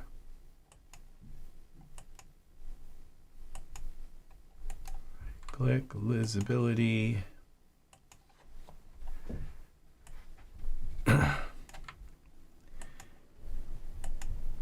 And there again, I don't know if I would suggest deleting every last one of these, because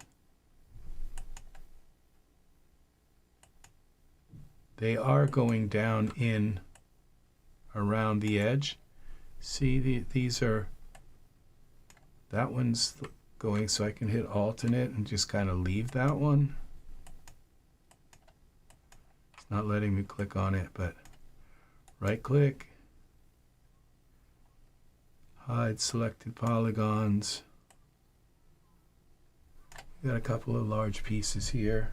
Control.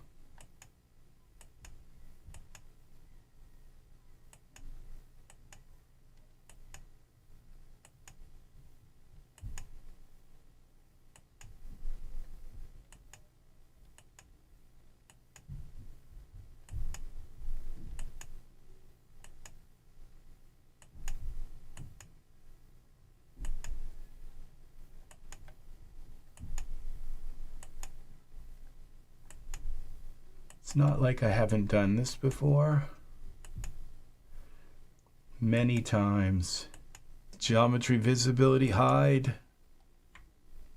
Okay, we're just going to do a couple more big ones and excuse me. That's my I haven't eaten today hiccup.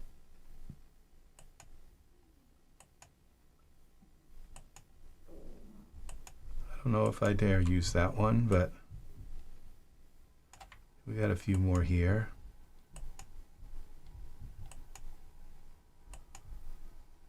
That one.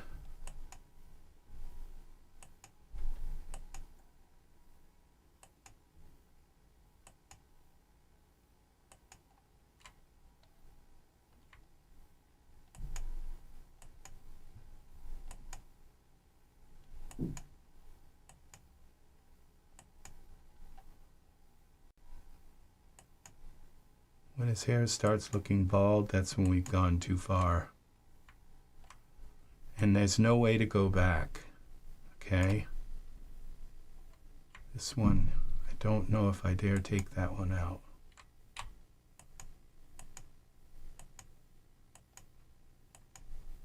Okay, now we've got it. It's not taking so much of that. We end up with a piece chopped off and it looks like the hair's just floating there. Then it's not good.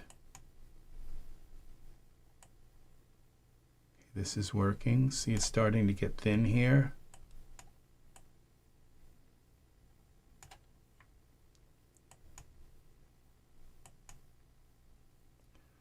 Okay, I think this is all I dare take out. Selection, visibility, hide. Okay, let's go back to our camera. This, they're not going to see this in the back anyway, but we'll take a couple more of these out.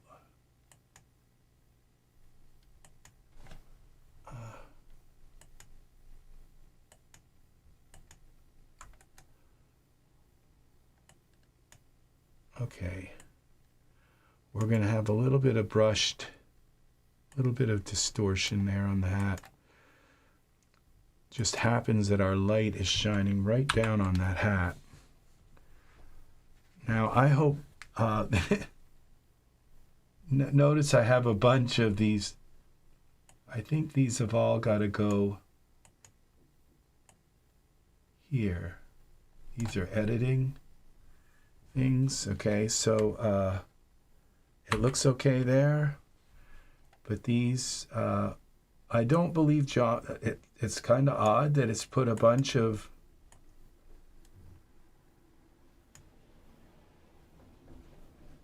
hair. Okay, those may be my morphs. I think I better leave them.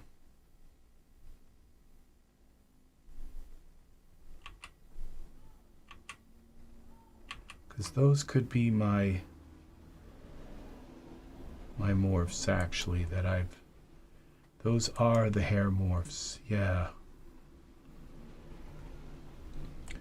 Okay, there were ones for different, each side too. I don't know how far I want to go back with that, but okay, so let's now see what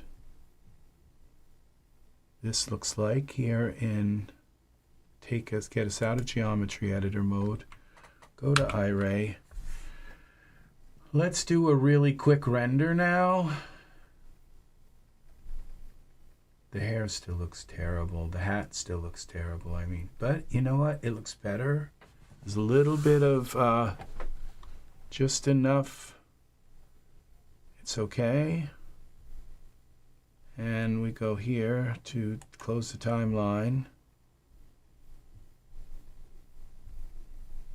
That's okay. There's a little bit of, it's dirt. It's not hair, it's dirt on the hat.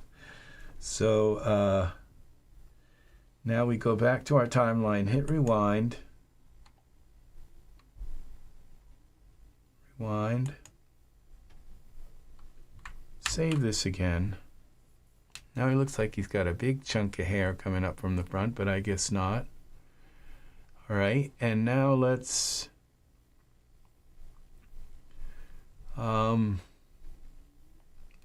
Let's render.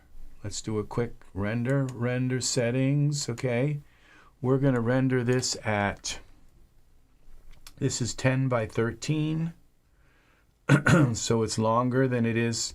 So let's go like 800 across the top, so and then 1,000 down. So we're just kind of not going to render a massive thing here, and we're going to go now to our progressive render, maximum samples, and this is where we're going to go. Okay, I'd like to reset these, reset the maximum sample, reset value, reset this value, which is the time. The time doesn't really matter if you set this, the maximum samples low, it'll do that first. And then we're going to, neither does the render quality matter, because you're going to hit your maximum samples before either of these kick in. Okay, so maximum samples, we're going to try 40 again, just a low value, and hopefully it works. And then we're going to go here to, again, our general, and we're going to select image series from 0 to 469, okay, 468, and this is going to be called Western Man. And then we're going to go here to this Michael 9, click that again. And we're going to go to animation series, new folder, Western Man, and double click on this, select folder. Now we have 469 frames, but they're going to only be going through 40 iterations. And if it doesn't really come out that good, I'm still probably not going to stop this, because if I go less than like 40, we're going to have a mess. So, all right, I think this is ready to go. I'm going to save this and double check everything. Image series, okay, that's the big one. And the progressive renders at 40, maximum samples. Okay, let's render. Then let's go here, let's close that. We'll go to this library and my PNG, and that's where I have the animation series. Western Man, how quick, oh look, they're going fast. So let's see what how nice this looks. Yeah, see at 40, that's not bad. It's a little blurry, but they're going pretty fast. Now, what's wrong with this? Well, the crotch area is all jumbled up, and the zipper is twisted like that. That's because Daz doesn't have mesh smoothing tools for Mesh Grabber that we can morph, that we can add as morphs. And so at each place in the animation, I believe what I'd have to do is open Hexagon, create a morph at that place, and mess with this, and then go back to Hexagon. And the problem is Hexagon will not load him with all this stuff, with the chaps on top, and the belt, the hat, and he's got three bodysuits on. He's got a rouge one on his face, and he's got the tattoo one, and then the hair one. All of that's just mesh. Oh, and look, we have a problem. Something I didn't do. We have to, and what happened here? It's like all of a sudden, oh, it's not refreshing. Let's see, there's a bunch of them here. Okay, it's going pretty fast, but we have to stop it. Okay, because I have a problem here. This particular, now there's a way, okay, cancel this. At least we know it's going to render pretty fast. This particular light here at the bottom, it's a plane. We have to replace it with a ghost light. And what happens when I turn that right off and hide it? Where are my lights? Okay. This is the light box. Okay, this is, which one is this? That's the main wall. Okay, that's the wall. Okay, where are the lights?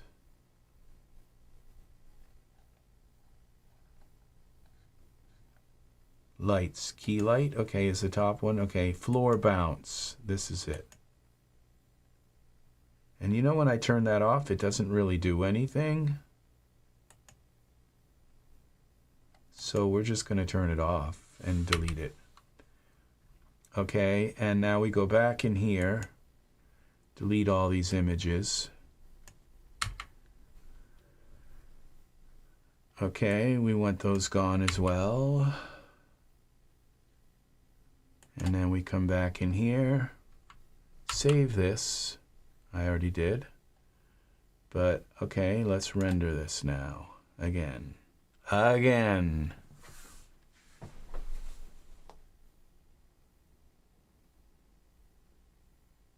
I'm not really sure what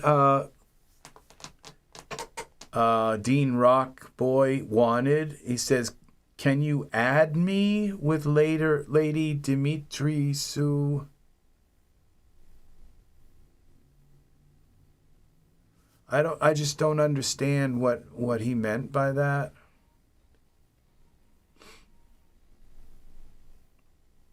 So, all right, let's see what these look like now. Okay, we have that here. We should have a bunch of them in here now. Refresh. Look how quick that's going. You know, animation is not that far away, people. But yeah, I can say that I have two 3090s, but even if this was half as fast, and I believe we had CDJ yesterday animating, you know, an unheard of long animation. So let's see what this looks like. Yeah, see, that looks pretty good. It's a little bit blurry, and the color looks a little splotchy. But I have a feeling this is going to work.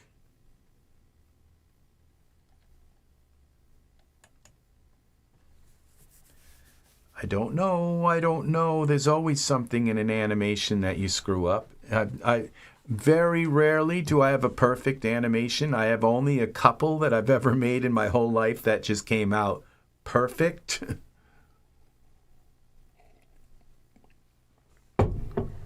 They usually always have something wrong.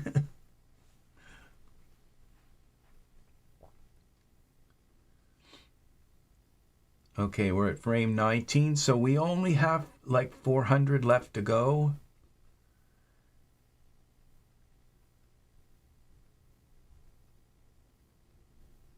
But they are going so fast. They're about maybe 2 or 3 seconds per frame to, let's see, 1, 2, 3, 4, 5, 6, 7 seconds per frame.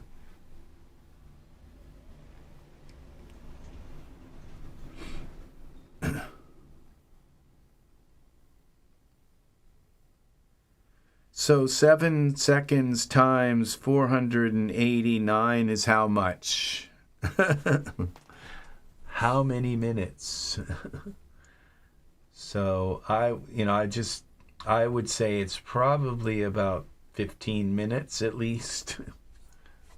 But we could come up in here and we could look at these. Okay, if I go like this and refresh, I can open this one and kind of jump through them a little bit like this.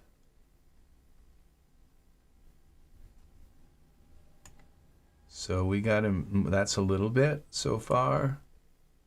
That looks nice. And it looks like his hair is moving. So yeah, I may have it like going in the wrong direction than you would think it would go. But it's not, at least it's not like going like this when, he turns his head, his hair just like up and down like this and around. Yeah, it's, so I showed you now how to animate hair with Mesh Grabber. I expect this information to go far, okay?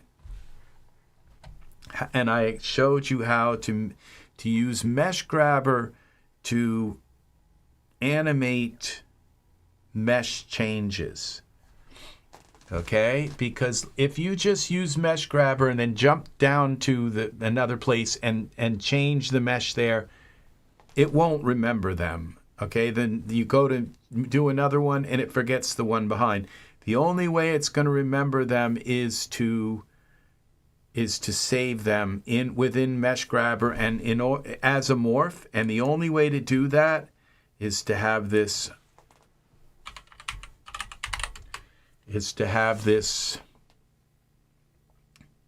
Mesh Grabber morph editor. This adds that button down at the bottom, which enables you to save your morphs, save your mesh grabbers as morphs. And you can edit morphs. And so those sliders, you can at one point have the morph have a slider that's 100%, and then you could at another point just turn that morph off, and it will animate that movement of the morph. Morphs are animatable. So there's also another very interesting product. There's been some nice products that have come out in the last week. This is another one that I bought. I will be doing a tutorial on this as well when I learn how to use it. But I kind of know how to use it anyway because I've used other texture animators. There's one called Gesso, I believe it's called. Let's see. Let's open up.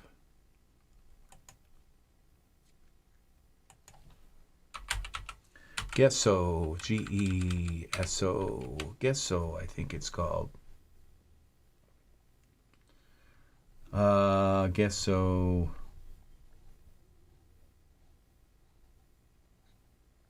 Is it Gesso?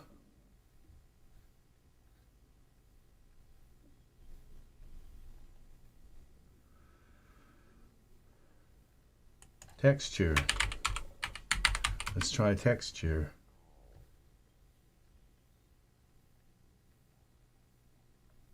Is it? Somebody help me.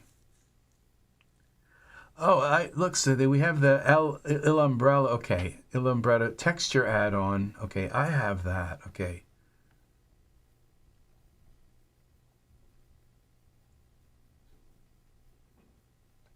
Well, let's go to page 2 and see if it's here.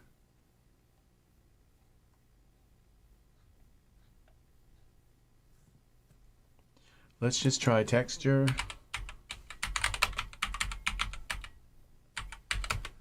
Texture animator. Okay, we have that one.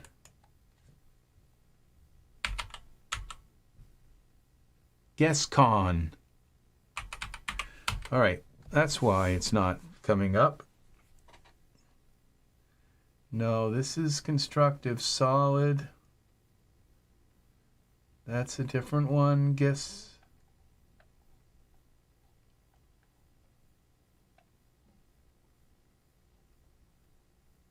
All right, well,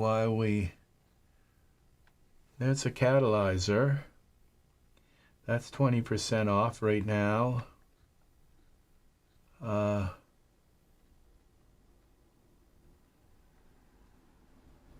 This is an important one to own right here. Okay, this is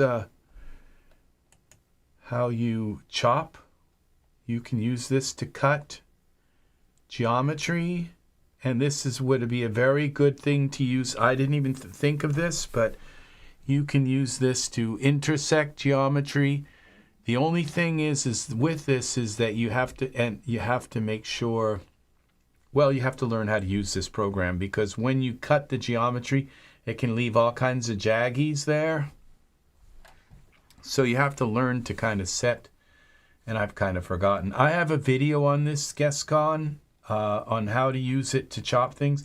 Notice this little edge is kind of ragged, and it looks a little ragged around this edge.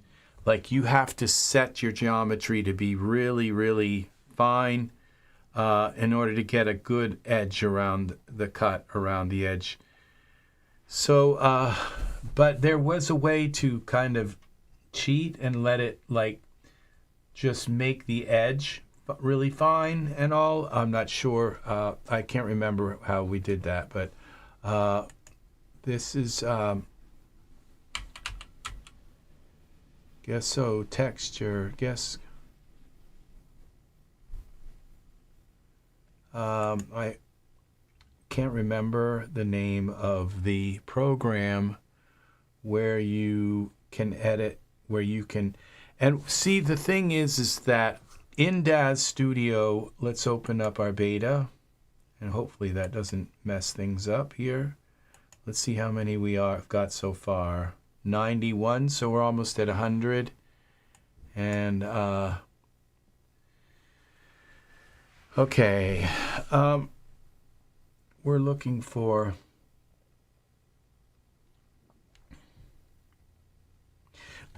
your parameters. So in your parameters, you have like your light. Look at all of these parameters that we have. Let's put in like a light into the scene. Let's see a spotlight. Okay. And all of these parameters, when we click on the spotlight, we have translate, we have, and translate you can actually animate, but most of these, I think only maybe these ones that are colored can be animated. But these ones like edge opacity and base opacity and the color and all of these are, you can't, and illumines, you can't animate these. You can't animate parameters. Or was it, no, it's surfaces, I'm sorry. Surfaces, parameters you can, excuse me, I'm sorry. It's the surfaces that you can't animate, and so when we put a plane in here,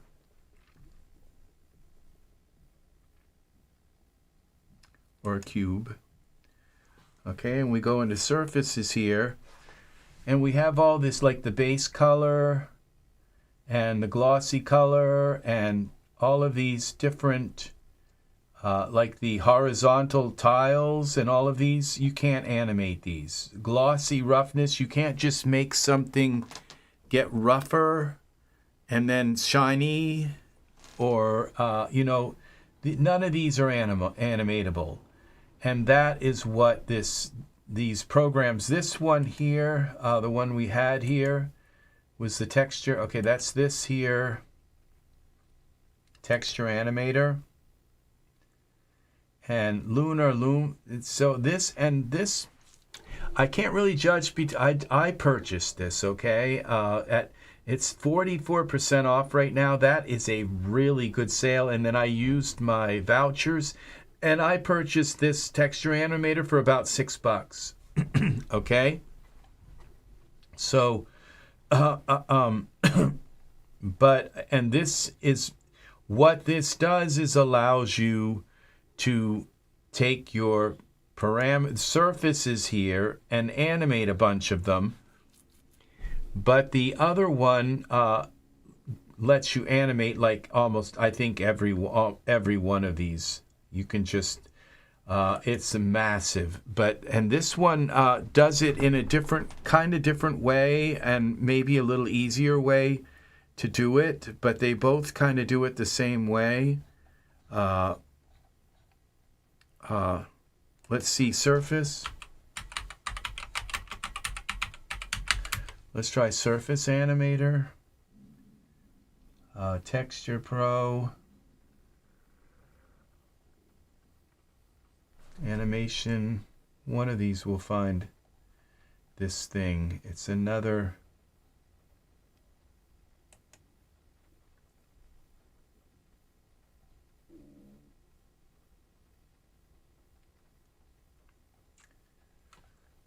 I can't remember the name of it. Oh, but I can look here.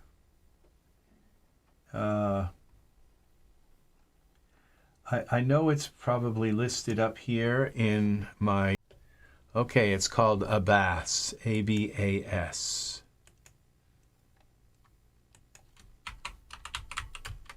Okay, and this is very cool because it allows you, like, if you have a scene, an animated scene, and somebody's sitting in front of the TV eating popcorn or something, you can have the TV in front of them, and the TV will have like a plane for the image, and that is a surface that you can animate, and you can load an AVI that would loop or something that you could play a video there, and on the TV. That's just one thing you can do with this.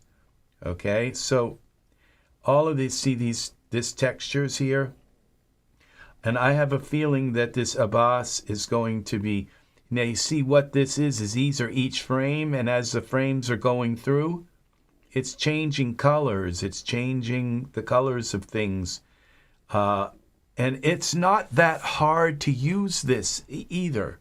Okay, and I do have a video on this.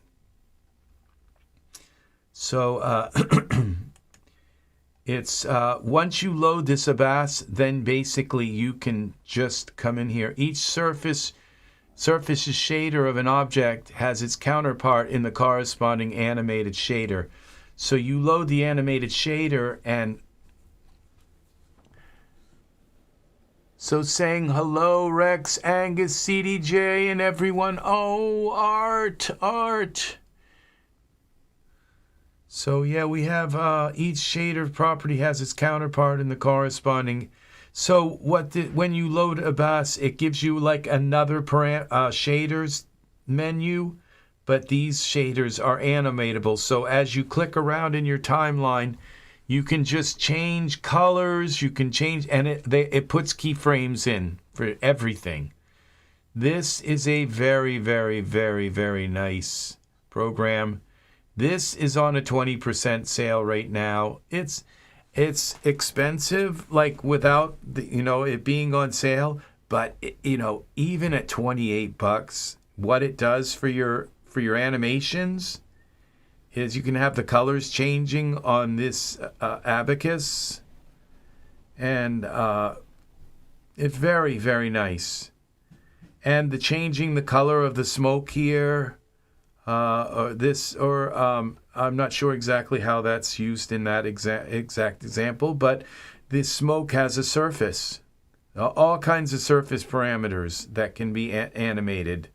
So yeah, and whether if it works with VDBs, I don't know that it does, but anything, I would say that possibly if, because VDBs have like density parameters for density is in the surface parameters. I would assume that they would show up in aBass and allow you to animate the density of something, so a fog could just kind of appear out of nowhere. Yeah, this is really nice. And sometimes just having, you don't even have to have a figure in the scene, just doing something really cool, like having a fog appear out of nowhere and kind of swirl around and move, those are nice. I don't believe you can move the VDB, Daz, but the thing is that you can animate VDBs, and I believe aBass is the way to do it. You would have to have a VDB that has a bunch of different that is animated, where you save it as a series of pictures, and then you load that series of pictures as a surface, and aBass would probably do that. So aBass is very, very, very powerful. I can't really speak for this new surface tool because I I've not used it yet. I own it, but I haven't used it. So we'll be doing a very interesting, so I guess we're going to probably continue this animation series into this texture animator. We're going to go into this and this new texture animator, and then we're going to compare it with the aBass texture animator and see, because what this now, see, this one like allows you to activate like the movement, the scaling of your textures, and animation, opacity, luminance. It seems as though it's kind of limited, but maybe depending on how many, if they show up in the surface pane, maybe they'll just show up here. It seems as though they're only giving you like a limited set of things that, but I can't really speak for that right now.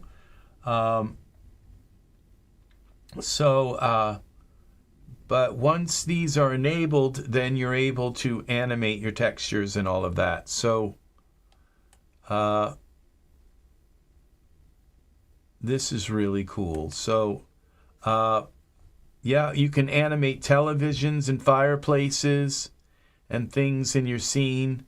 You would have to have an animation of a fire, and so you could just take any, like, and I don't know that you can actually load an MP3 in. You have to just tell it where there's a series of pictures. So, but that's the way aBass works. But maybe this one allows you to actually just tell it where there's an MP4, and that would be really cool if this does that, because aBass doesn't do that. aBass, you have to have a folder with a series of pictures, and it plays them. So, but this is really, really nice. Animation of textures with image sequences. So yeah, this is not really that much, and this is Lunar Lume, and this one is Alvin Beamer, which Alvin goes way back with massive stuff. So I tend to think that, and this is $16, this is $29, and this one's $28. I think there's something going on here, because I have a feeling that, like, look at this. You have diffuse strength, roughness, all of these you can animate. And this one is, so there might be something kind of, because I don't know that this is as powerful as aBass is. And aBass has been around for, I think about 4 or 5 years. So this, when this came out, this was like massive groundbreaking, and I tend to think this is still king. But just from looking at this, where this pretty much allows you to animate anything in your Surfaces tab. This one seems to have a checklist of only the ones that it allows. So yeah, I'm not seeing the. Because creating dynamic weather planes for rain, fog, fireballs, and more. Now this could be huge right here, because maybe aBass doesn't actually do that. And this for weather planes.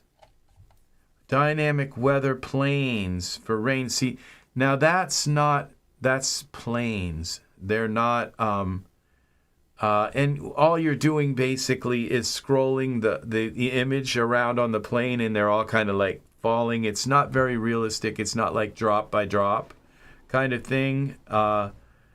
So it's fireballs would just move across a plane.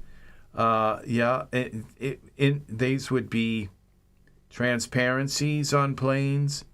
That you can do that. You can do that already move things, but this allows you to actually animate, put keyframes in to your surface, to it moving. So basically this is vertical and horizontal and scaling that is animatable, which is also doable in aBass. Use active computer screens and monitors from your renders and screen captures. This again, and you have to have a file full of folders. This again it's just all doable in aBass. Add motion to your textures for character interaction. There again, all doable in aBass. So what I'll be doing is, this might be a little easier than aBass to use, but I can't even imagine that that's the case as well. So I tend to think aBass is still king here when it comes to this. And but what I will do is we'll do a side-to-side comparison with these, and then I can tell you which one to buy, if not buying both, because they do different things. But I don't see one thing here that this does that aBass doesn't do. They haven't mentioned. It does say for 64-bit Windows systems only, and that may be a hint, because this right here could be for 30. This could be a 32-bit plugin. It's for Windows and Mac, and if it is 32-bit, it may not have the speed. I don't know. You can animate the colors, the sliders, the properties, and others.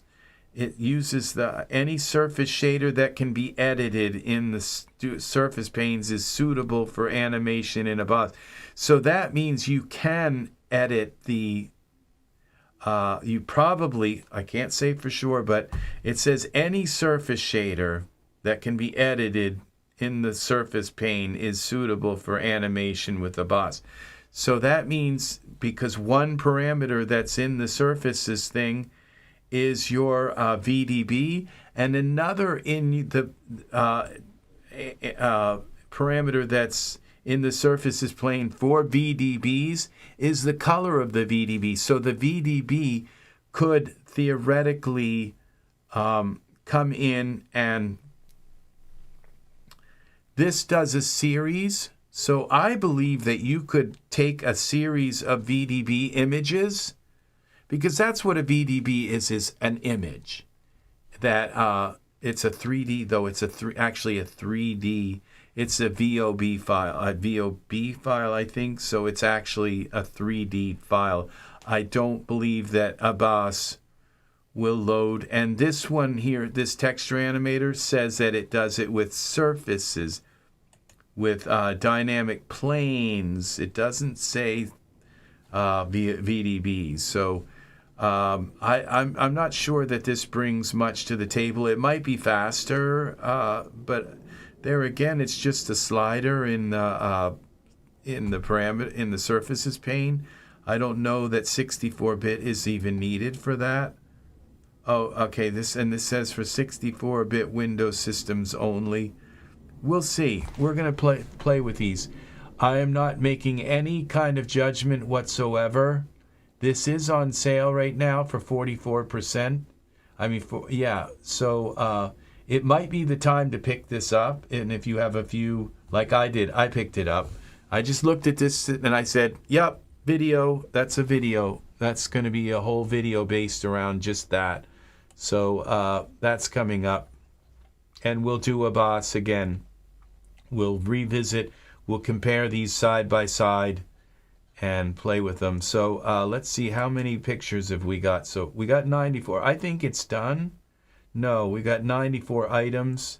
We have to redo this again, because it's 274 items. So I think we're almost done. We've only got, I think we have 300, but we can now do a pretty good click through on this. Let's see what it looks like.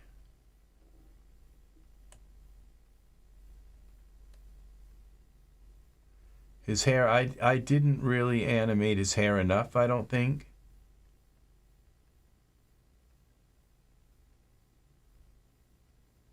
But his hair is moving.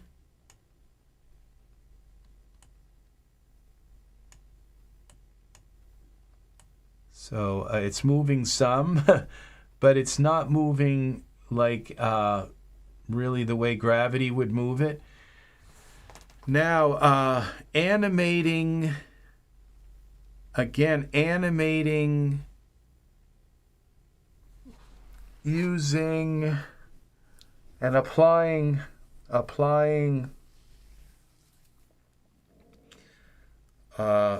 dForce to this hair could be a possible, and then running a simulation throughout the animation so that each frame gets about 4 different iterations of dForce, so that the hair kind of just, every frame gets a little bit of gravity on the hair.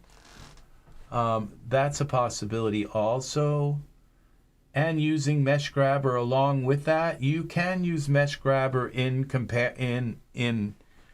together with, and this just is a mess here. This whole pelvis area is a mess. Daz, give us mesh smoothing for Mesh Grabber, and that we can turn into morphs, save as morphs. So we can smooth this, save the morphs, smooth it, then go up a few frames, smooth it again, move it again, crease it again. If the same things, we need the tools that are in. We need the tools that are in Hexagon. Now there's a possibility that what you do is you get a workflow. Okay, so what you do is you put your character into the scene, you put the animation that you want them to move around with, but all you put on is their pants. You don't put any hair, anything else on. Then you just keep bringing him back and forth into Hexagon, okay, and smoothing out that area, then saving that as a morph at that place, and then you move down the same way, because Hexagon creates morphs the same way that Mesh Grabber creates morphs. And so you go to a certain place in the animation and then you bring him in. And that's another test that if this doesn't take too long, that what we should try to do is do that, is see if we can create a series of smoothing, and because that's one way to not only just use Mesh Grabber, just lets you push and pull the mesh. That's it. But the tools within Hexagon allow you to smooth the mesh, not just push and pull, but smooth out the polygons. It also allows you to crease them, because what happens if you smooth this area out too much, it's going to pull the zipper kind of apart. And you have to then come back in and pull that all back in together. And so then you export it as a morph. And then you do the same thing again. Go down the line further in your animation and wait until it all kinds of goes out of focus again. And then you bring it back in and bring it back into focus again. So that's probably, I might do that today after we're done with this animation. We'll just take everything off of him, his hair and the beard, everything off, and try and fix the pants, and see if we can create a long, because we can always put all that stuff back on him. And again, we have the animation. We'll take off the chaps. We'll take off his tattoos, everything, even his eyelashes and the tears, all that stuff, and the rouge. All we'll leave on him is his pants, and his animation. And then we can take him into Hexagon bit by bit by bit and see if we can fix this area. If we can use Hexagon as an ongoing morph creator. because morphs are animatable. And that's, we're going on that premises because this just looks all messed up. And if we see that up close, we go into here, some of these, like in here. See, this is horrible. Look at that mess. And we just go further down the line here.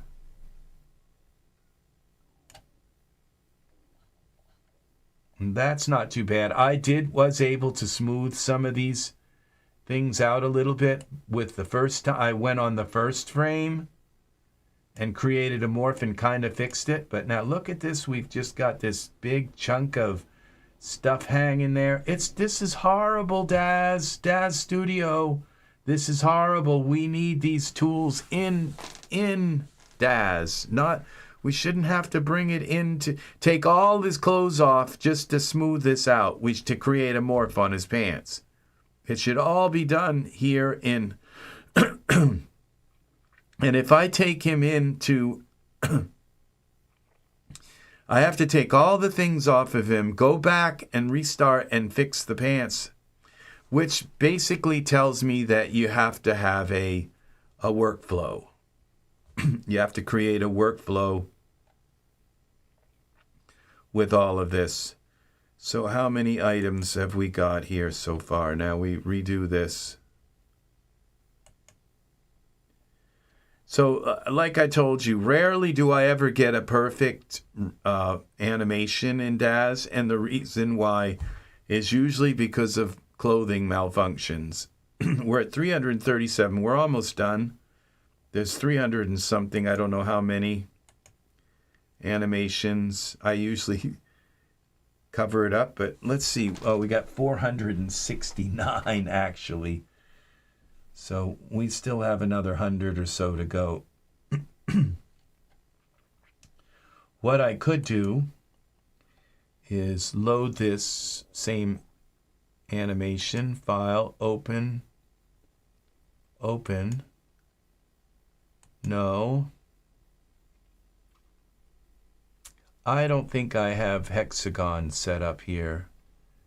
Let's see though. I don't think it would open the right hexagon, but let's go here and see if I at some point set that up.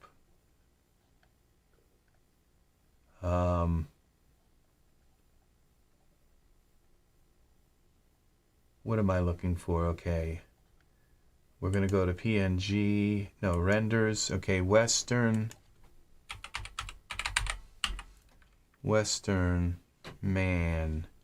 This would be 3. Okay.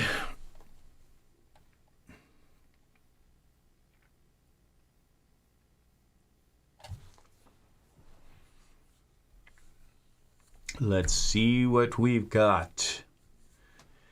So we're going to peel him down, and so he's just got his underwear. This should load. It's probably not going to load the hat morphs and all of those things.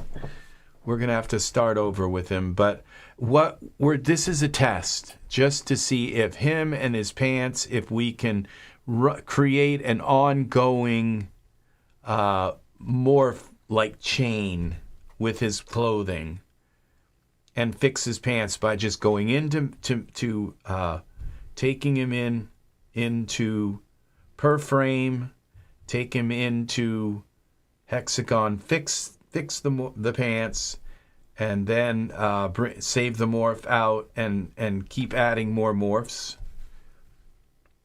We'll see. We're gonna delete everything from the scene except just him and his pants. And the hair is gonna go, everything's gonna go, and we're just gonna test this out, and we'll leave his animation there. Okay, so we're gonna leave the lights. So camera presets, we're gonna leave the camera. We only have one camera. Okay, so we're gonna go to Roy here first. We're gonna get rid of the blush effect, the tear, cowboy hat. We'll keep his eyes. Desperado chaps. We're gonna get rid of the chaps, the boots, comb beard, and another shell, his tattoo shell. Eyelashes can go, eyebrows can go, and the hair can go. And we're going to also get rid of his, well, it doesn't matter. It won't bring those in, but let's get rid of the, there's this, it's still here. Okay, it would be this grungy room. Okay, and I don't know that we need this square light right in his face. We'll just hide that. Okay, and now we select Roy and see what happens. Okay, we're going to save this as File Save As Western Man 4.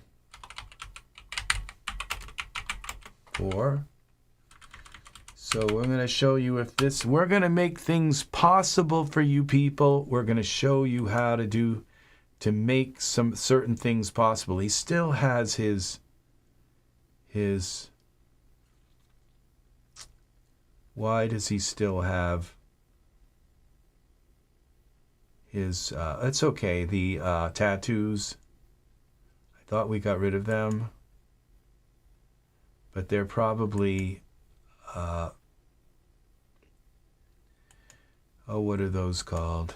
They're layers. Okay, so, all right, so let's see what happens when we try to bring him in. The worst thing that could happen is, okay, is it's not even a hex. It could open up the Hexagon 32-bit. Okay, it's asking me where Hexagon is. That's easy. So we can now go into Daz. See Daz 3D, and we got to go to the Hexagon 2 public build, I think, is this one.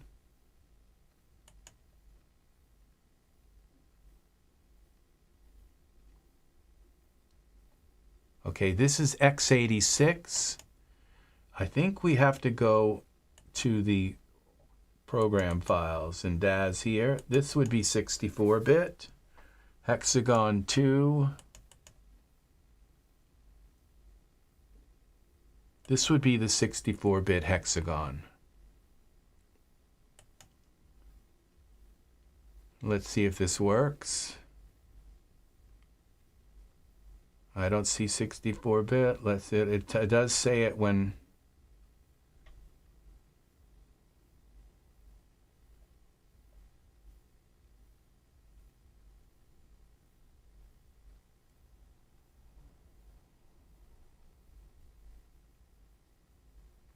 Something's wrong. This is the wrong Hexagon. It loaded and all, but yeah, the dates go way back, Art. You're right. We have to work with what we have to work with. This, I don't believe this is the right Hexagon. Because it usually says 64-bit here, and now we have a problem. Now I have to go. This is not the right Hexagon, and if it won't work, okay, it just won't work with this Hexagon. This Hexagon crashes. And, well, yeah, and so should Bryce. They should not have been just taken and you know, and left to kind of, to die. Okay, we're looking for, I think it's in the bridges here. Hexagon, this is it, okay. And it tells me where, how did I find this? So this is not the 64-bit Hexagon, so. Oh, Hexagon public build, this is it. All right, and this is in the 64-bit apply, accept. Now let's try this. At least they went in and fixed Hexagon and made the 64-bit version, or we would be just, there it says 64-bit. So that's how you switch your Hexagon. You have to go online and download the 64-bit beta, or else you can't do this, all right? The regular one just is it doesn't work. Okay, so now, all right, the problem is now we got to close this. No. Now we have to figure out where we are in our animation. Okay. So we bring up our our timeline. Where's our regular timeline? So we got to go to Window. I just like to have the timeline there. Panes. Timeline. Okay, then we want that in here as well. All right, now we're at frame 0. This is where we're going to make our first pants morph. Okay, so we select the jeans. Okay, see if this works. We'll know after a couple of iterations of doing this. Send to Hexagon. And here we go. Why did it just send the pants? That's weird. This isn't what we want. We need to have him there.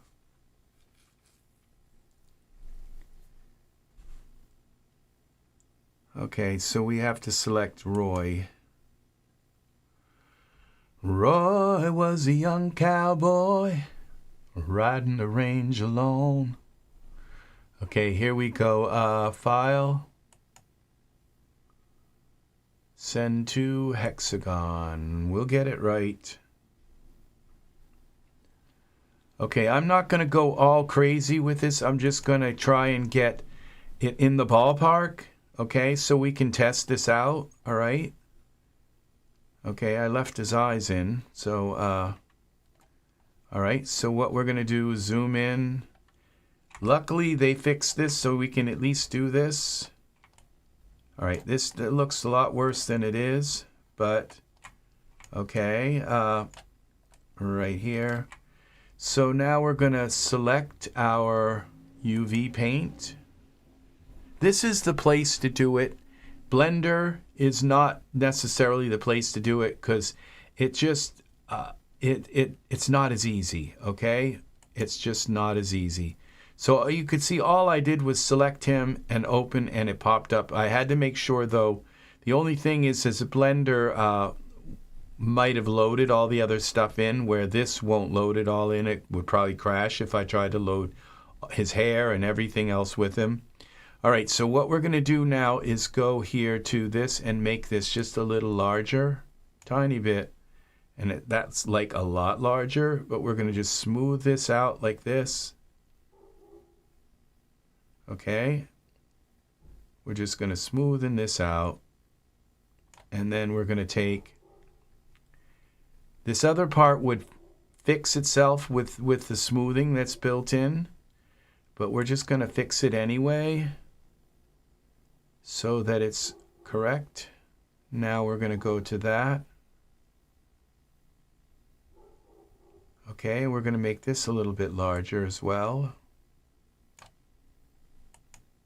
We're going to just pull that out a little bit and pull out the, well, I just really messed that up. Z. Okay, I think we're going to just, okay, are we still, okay, we're going to pull that out a little bit. We got another little weird thing going on here, so we're going to go in here.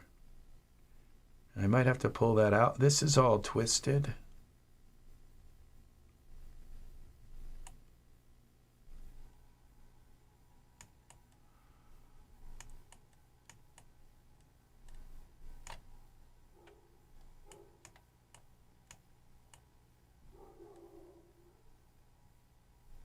Part of this is having a problem is because I'm rendering on the other computer. Now we're going to pull this inflate. We're just going to pull this out a little bit. Like I said, I'm not going to do too much work here. I'm just going to pull that out a little so his leg isn't showing. That will auto. Now I'm going to show you one other thing here. This is where the zippers kind of pulled apart. So we're going to take this pinch tool. And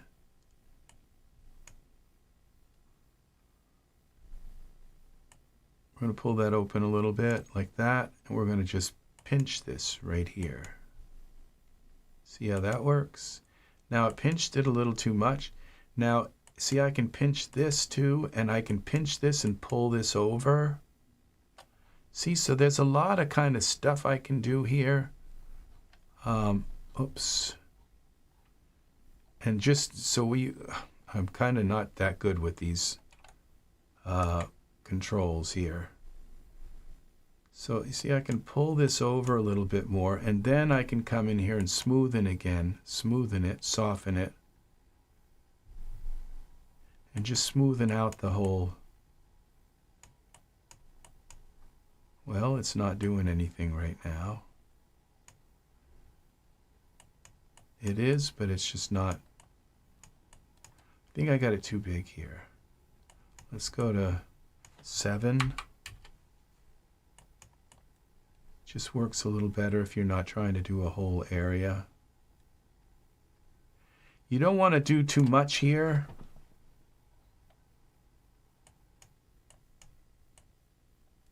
Because if you do, now we'll go around the back. Oh, I don't think I'm in edit mode. That's what's wrong. Yeah, I think we're in edit mode. That's okay. This is all okay. Now, we're going to flip him around and go. We got some problems here. So we're going to go to this pull first. You have to be really careful because you could end up pulling the belt through the pants, and so you.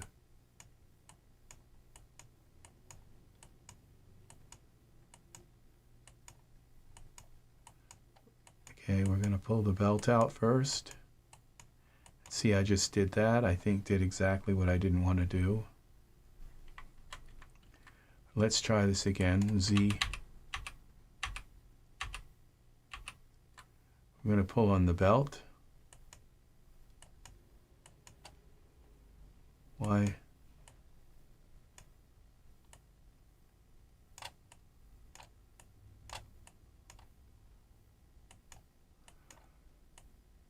Why is this? Okay.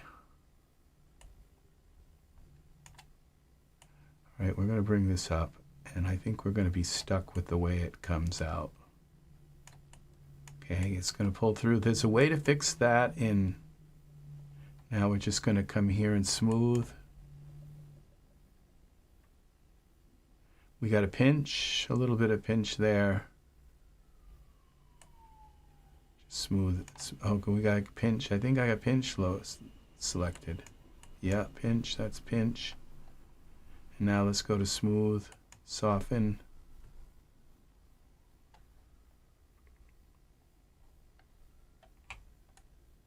All right. What's all this mess here?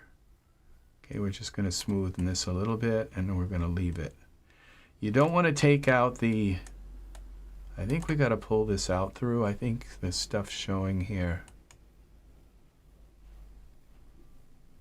No, that's all good.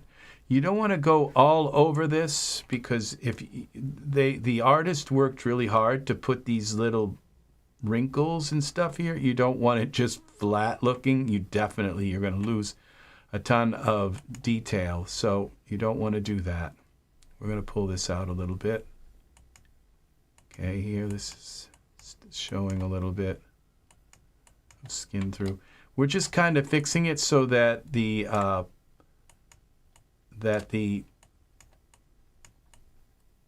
smoothing doesn't have to work so hard. Okay, and we got another spot here. Okay, and I guess that works. It's better than a lot better than it was. So, and it's really weird how he's kind of leaning like this in the pose, but okay. So now what we're going to do is we're going to go File, Export. Okay, send to Daz. Oh, shoot. It should open with this Daz because this is the one. There we go. All right, and it's now we got to click on, oh shoot, there's something wrong here.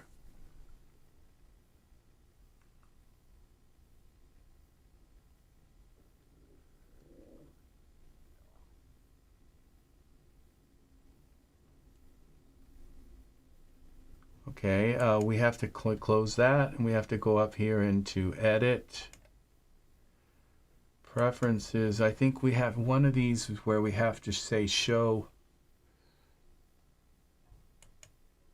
Maybe it's here in this Bridges. Show Options. Basic. Okay, this has got to be Advanced. Apply, Accept. That will stay that way now from now on. Okay, and now when we go back here to this and we go File, Send to Daz, now we have these advanced.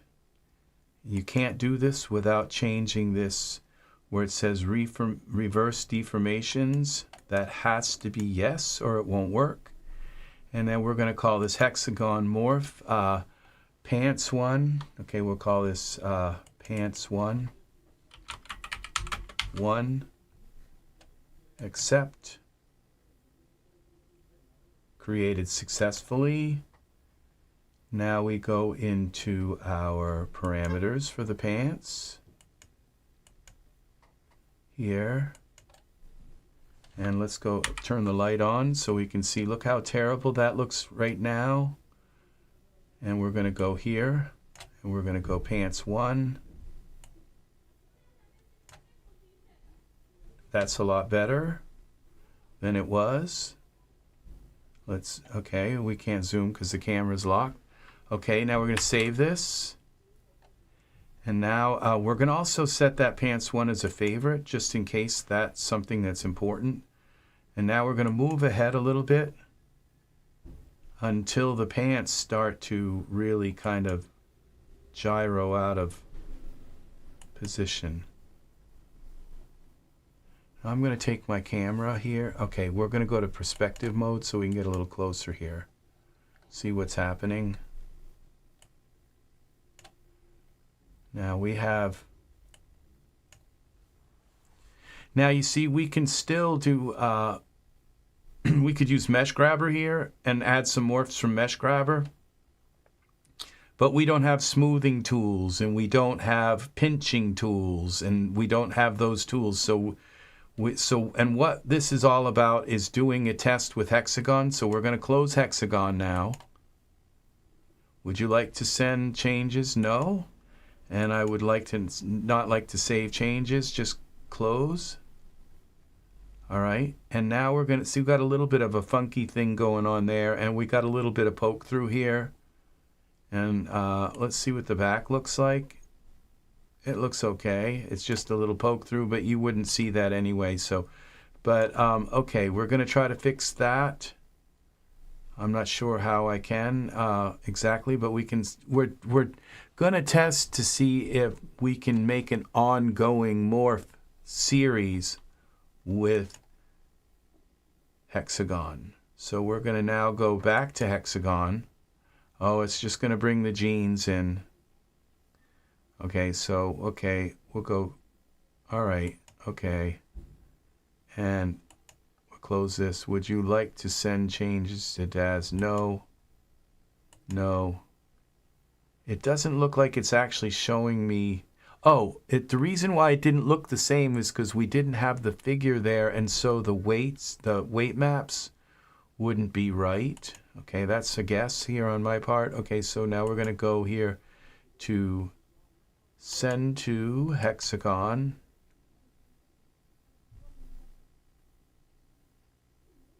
No, okay. No, I don't want to continue. I selected the group instead of... All right, send to Hexagon. It's like, oh no, what next? Okay, it's going to bring him in here now with the pants. All right, and now we can zoom in on this. And it looks kind of all messed up like it did a little bit, but a little bit worse than it was. All right, so now we can select the genes. And we go to UV Paint. And we select, first we're going to pull that out. So the inflate tool. Let's pull these in like this.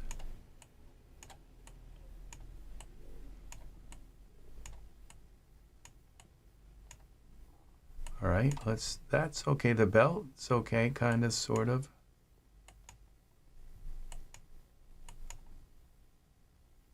All right, and now let's see about smoothing. This is we have inflate with Blender, I mean with Mesh Grabber, but we don't have this. We don't have the ability to smooth this. Okay, so we're gonna bring this up a little larger, and we're gonna just smooth this whole area here, like kind of.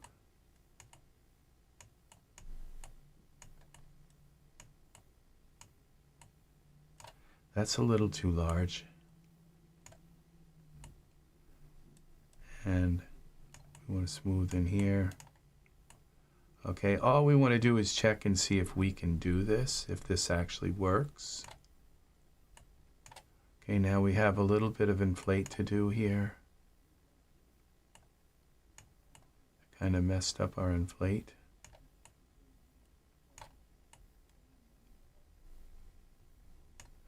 And we'll flip around the back here. See what we have. We have some more inflate problems. We need a bigger inflate. Well, that was a lot. Z.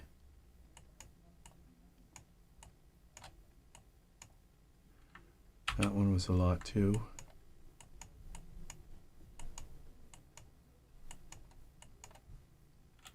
Now, remember that our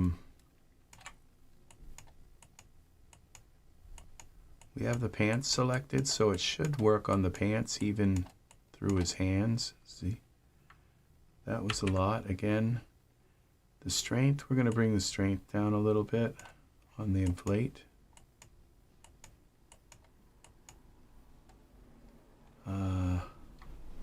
I can hide Roy. So we can just kind of pull some of this out. Okay, that we gotta do the opposite of the inflate.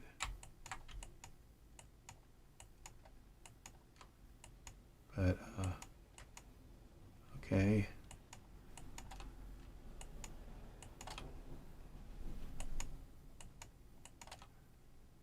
And this would take a pinch right here.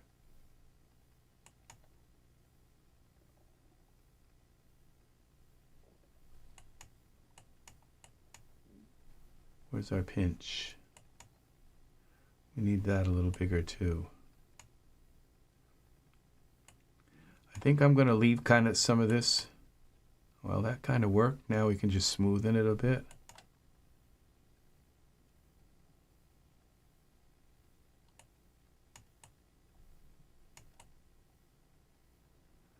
I'm not going to worry about this too much because we're just doing a test here to see if this is going to work. All right, so let's go down here. Let's just do a little bit in there. Kind of smoothen the areas in there. I think we have, see, we have another problem here. See where this right here, the seam is pulled right open. So what we got to do is pinch that in. That will show it like a lot. Okay, so this is too much of a pin.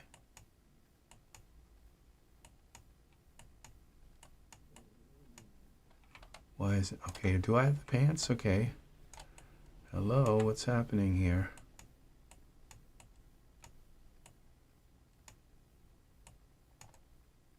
Let's make this a little smaller.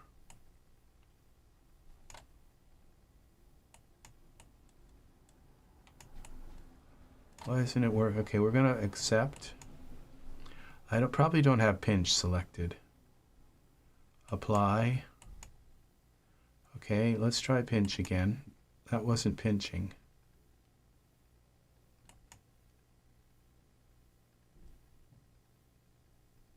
Okay, this is pinch.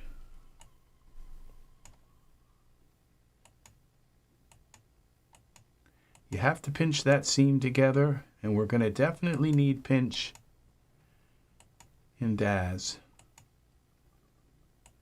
We can pinch that little bottom part, so you can make this pretty well. And then up here, we can pinch these little parts to pull out these little areas where it's kind of not right, and then pinch that little area in. I could get a little bit kind of like go crazy with this stuff. And then we just smoothen it out a little bit with the soften tool.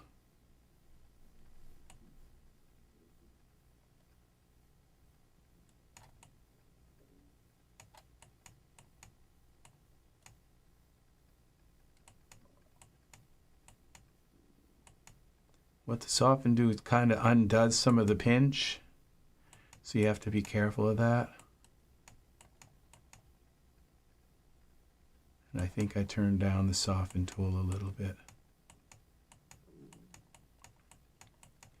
Now let's turn him back on and see if we have a lot of poke through.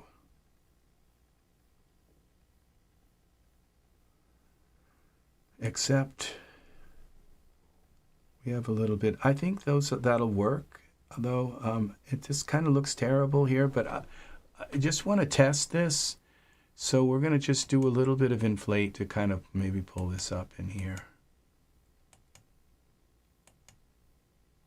Okay, and I think that we're going to try this now. All right, so we're going to accept, apply.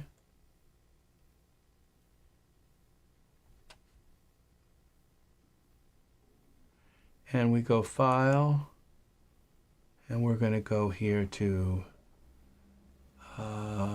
Send to Daz. Now we should have another morph. Okay, we're going to call this Pants Morph 1 or 2. Okay, I forgot what I called them, but all right, reverse deformations, yes. You have to, so you have two things to do. Give it a name. Let's jeans 2. All right, accept. All right, and then we go close this down. All right, successfully created. We bring this down. Jeans 2 now. That's kind of terrible. It really ruined the belt thing. Let's see what happened to our, see, we lost our belt image. Let's try a little bit of it. See, there's a way to fix that also. And that's done with Mesh Grabber.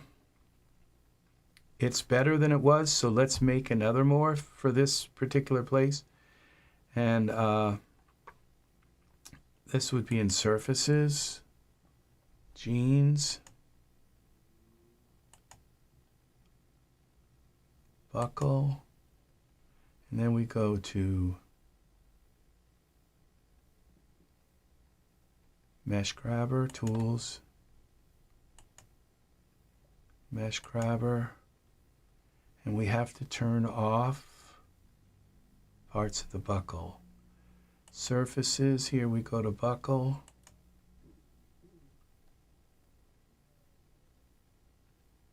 That would be in, okay, we go to Tools, okay, go to Geometry Editor, I believe.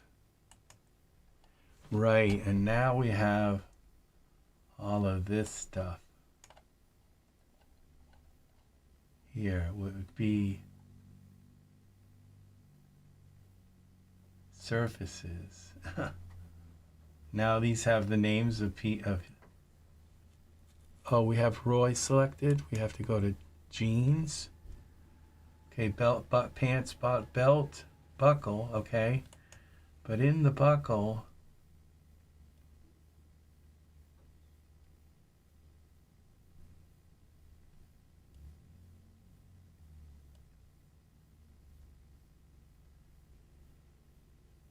add, no. How do we do this? Forgot.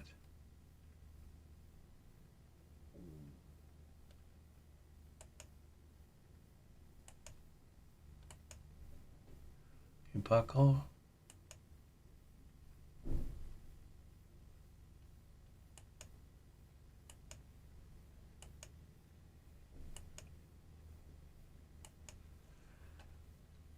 Face groups. We have the buckle.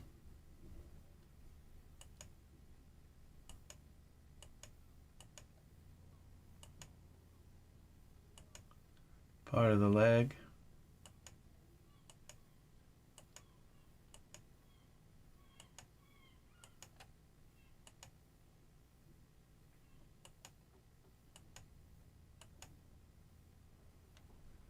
Face groups, regions.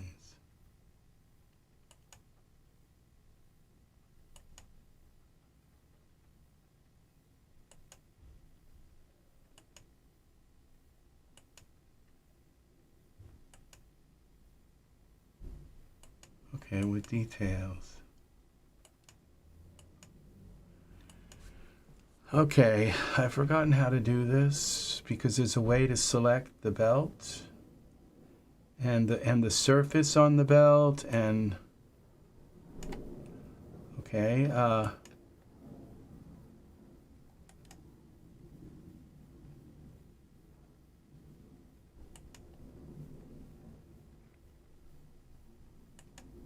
this is the belt. We can fix the belt here, but okay, this would be okay.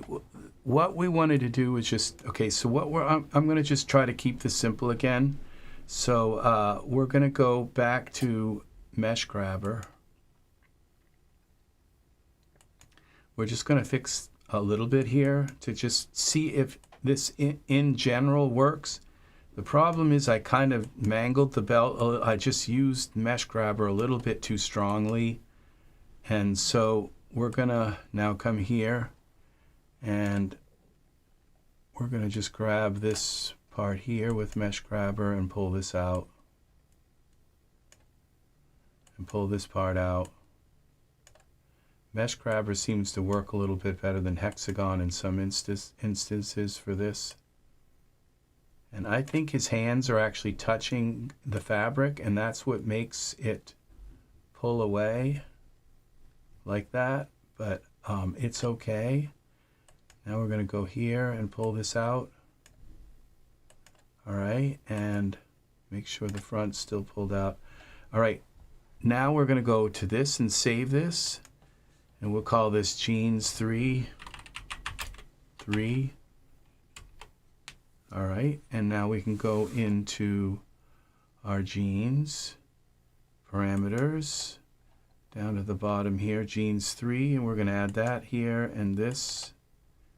And so now we're going to jump again ahead to here and see what happens. Notice the change is still there, and this is not too bad. And also now the back is a little bit off, but it's not as bad as it was. And so we can now go into Mesh Grabber. So let's go into Mesh Grabber here and just fix that one here. Jeans. Pull this out like this. Okay, Z. Let's pull this out from a little lower. Okay, here. And we go here to, all right, save. Now we go save, Jeans 4, Therefore, it really kind of matters how, and I don't know why this shows up like why this all shows up here. I did something and it got added into here. Let's bring this up. I've got some kind of keyframe here. Zoom. All right, it's like embedded in here or something to show. And I should be able to turn that off, like tools. It's not selected. That's the joint editor. Why it's showing the joints, I'm not sure. But let's now go back to the first frame and see now his pants are fixed in the first frame. So it looks like that works to create the ongoing, except you have to be very careful when you're editing the layers. So we've lost our buckle detail, and why that shows up I don't know, and how to get rid of it I'm not sure. It's something, some kind of bones thing that's showing up here. But yeah, the ongoing, so Hexagon can be used to create like ongoing morphs that fix this stuff. All right, so we should be done here with this. Yeah, we're done. Okay, so now let's open Photoshop, if it will open. Let's create a video.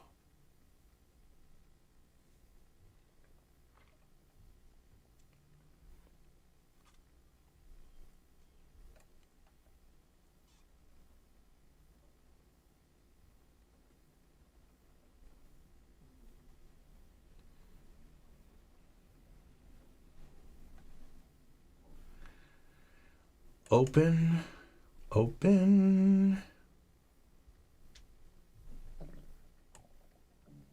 Animation series, this is Western Man. Okay, we want the first one. We want an image sequence. We open up image sequence. 30 frames is okay. I guess I'm not really sure what I want here.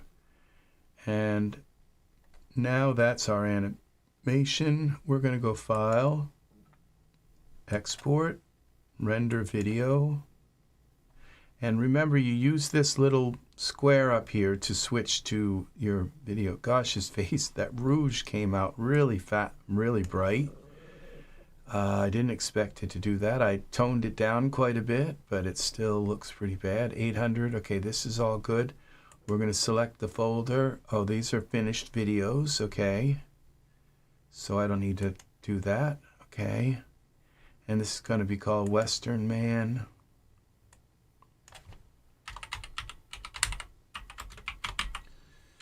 All right, man. All frames, double check things. Render. Okay, and now it's going to render out this video so we can play it in proper speed.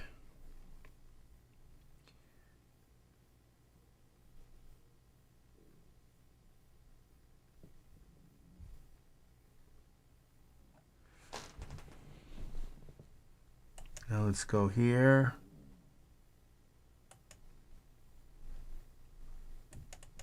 Finished videos. Western Man. I think it's ready to play. Let's go to Photoshop and see if this is done. Yeah. We'll close that. And this is our video.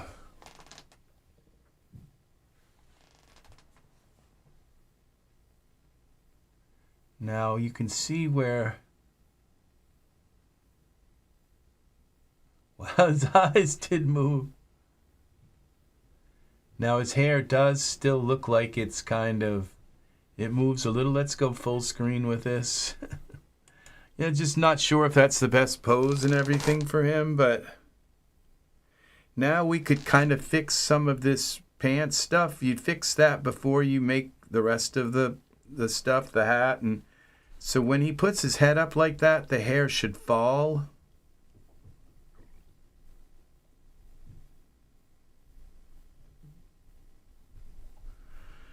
So, yeah. And I would say this probably could stand to have a few more iterations. Instead of 40, maybe go 100. But now notice his chest. He's breathing. Watch his chest breathe in and out. He gulps a few times. So otherwise his chest would look very...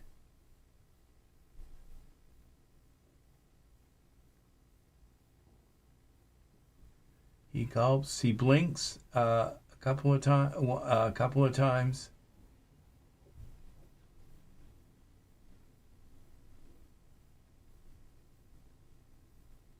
Yeah. See, I'm not that good at setting these up yet, but I've tried to give you an all of the above thing, like of layering your animations. Luckily, this particular animation didn't have his hand. It looks like his thumb is kind of... Yeah, Angus, I think I have. I think this has been a long work here with this.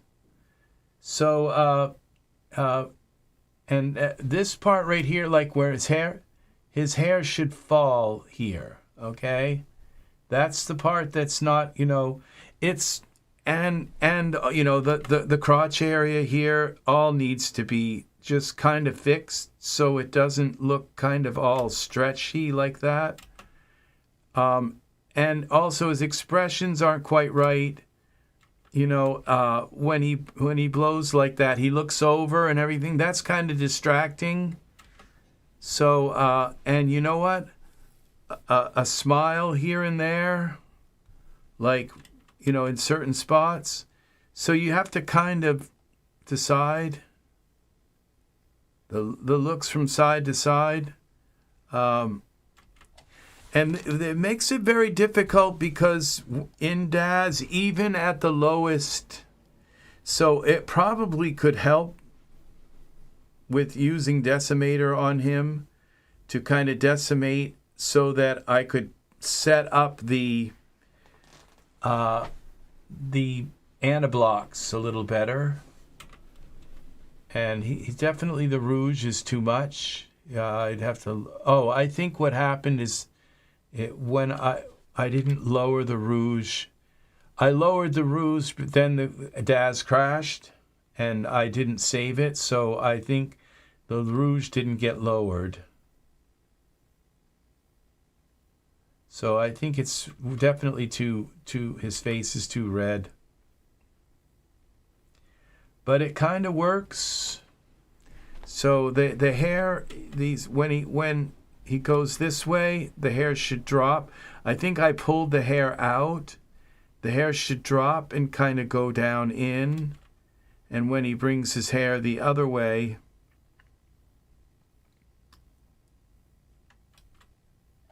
so, like there, it should definitely drop. So these are little things, but I just tried to, yes, I go the way of the logs. Angus, I am a log kind of guy, and I go where there are logs, I go there. That's just... No, Angus, I appreciate the comment very much. Thank you for the comment. Art is your Hexagon guru. Well, Jay actually knows much more about Hexagon than I do. Much, much more. But I think the way I use Hexagon in this in these animations, they're quite new, okay? So I don't think there's anybody showing this particular where you can use it as an ongoing process to keep your clothing tame your clothing. And so yeah. And, you know, if I just kind of left the belt alone, because the belt seems okay, and just worked down in this area, I tried pulling the belt out and doing stuff with it, because right now the belt is working. This looks really terrible here. You know what? One thing that would fix this is just put short hair on him, you know, like really short hair. And then, you know, and then I don't have to deal with the hair. I did this on purpose to show you how to animate hair with Mesh Grabber, okay? I did a really terrible job with it, but that's what the whole purpose of this was, to show you how to animate with Mesh Grabber. So animate hair, and we also animating with Mesh Grabber with Morphs. Okay, so I don't know how much more I'm going to do with this. I think what's nice here is I found a way. Now we can close this down, and we're just not going to save that. It was just that was just a test. I do have it saved and all, but that was just a test with that. We're going to clear the scene there. Now, another thing is when I load up this public build, it's loading all of those morphs again. So we're going to go now back to here. And what we could do is, I've noticed that I can bring the pants in. Okay, so we go to this animate here. And we go to our perspective view, come around here. Now the part that I didn't like with the hair, let's go to this 9 and turn on the light. Come on, where's the light? I don't know if the light works with that. Camera. Yeah, the light works with the camera, but it doesn't seem to work with the perspective view. Oh, got stuff in the way. All right. So the part that I didn't like about the hair was here. Okay, so if we take this hair and just go to Mesh Grabber here, I don't know if this will work because I have other hair animations in here with Mesh Grabber, but we could take this a little bit bigger, like, and go like, oh, we don't have the hair. It would help. Oh, we have to select the hair.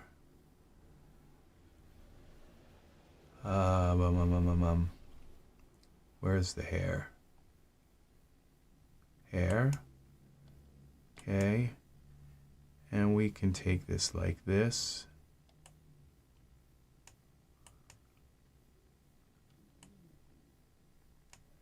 And like this. Strengthen it, make it a little longer.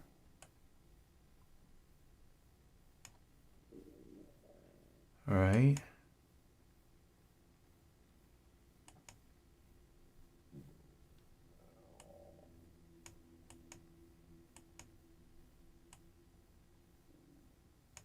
And down. Okay. What happens here? See, I think I pulled that in way too far, but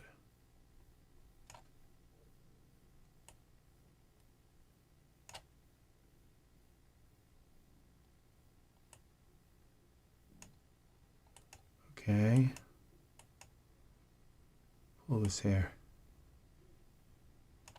in like that. This hair come out like that.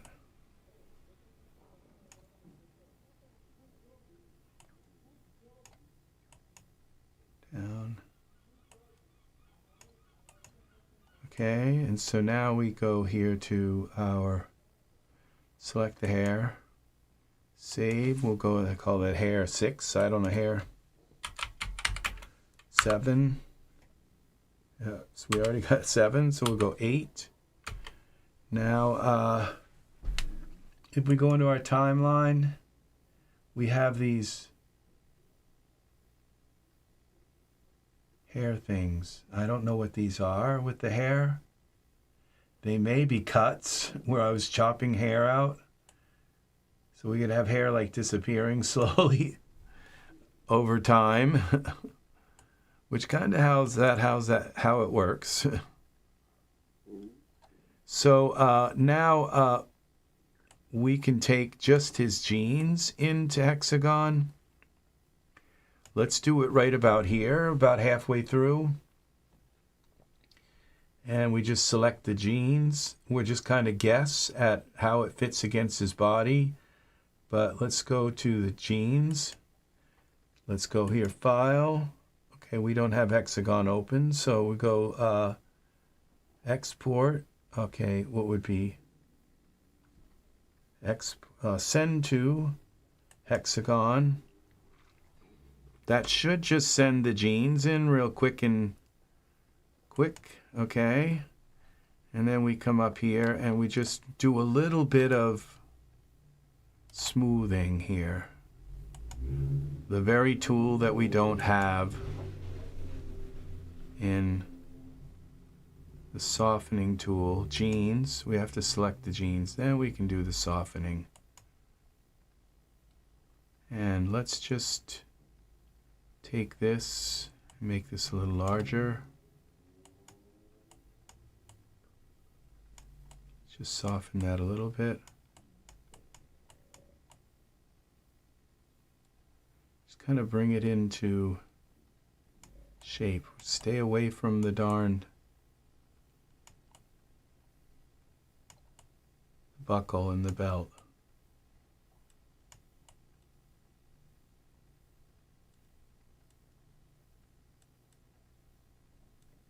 Okay. Let's just take a look at the back real quick.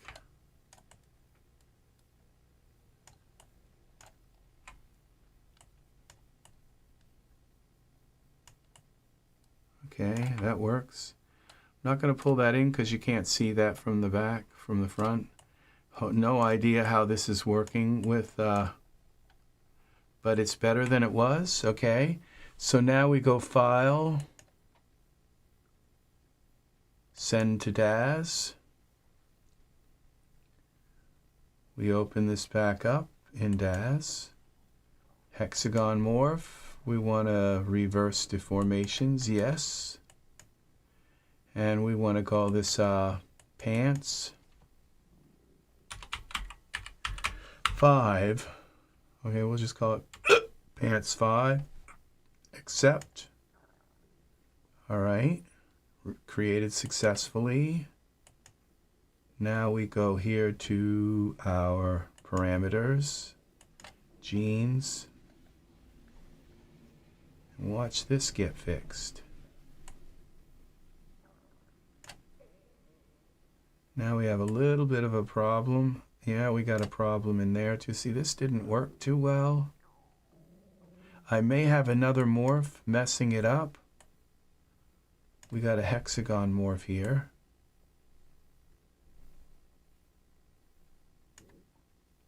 All right.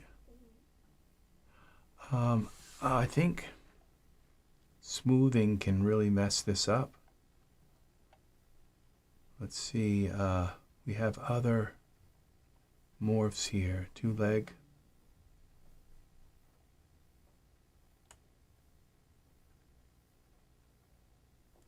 That's if you open their legs, it's an adjustment. That's not a big help here. Collision, smoothing iterations. 9.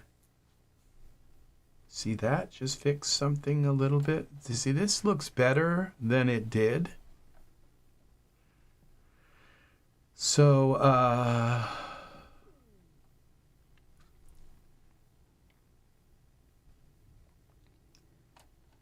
then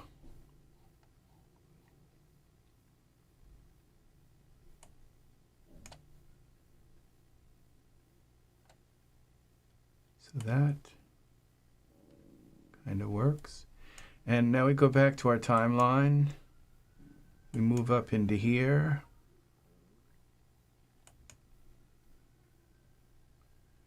And let's go and look and see what happens here as we move across. See, that's kind of not too bad. We got a few little bumps and things here, but that kind of fixed it until we get, well, even there, it's not bad. Now, I could have spent more time and really fixed this, okay? But I'm just kind of like going through and saying how, okay, now we're here. This is where it's really bad, okay? So let's make a morph in here. Now, the thing is I have other morphs and they're kind of messing with it. So the way to do this is to really kind of get, okay, so now what we do is close Hexagon. We have the morph there that fixed it through to the end. We close this. No, we don't want to create another morph. We don't want to save it. Okay. So then we go here and we make another morph. We go to, what is it? Edit file, send to, we have the pants selected, the jeans. Send to Hexagon. Hexagon. Sounds like a dish soap or something. All right, now we're going to go here. Go up here. And we've got a mess in here. So we're going to just smooth this out as much as we can. And so we select the jeans.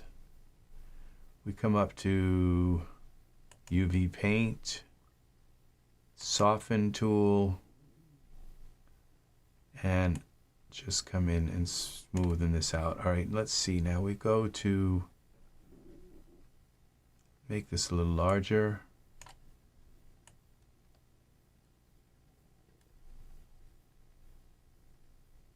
Just stay away from the belt, and we should be fine.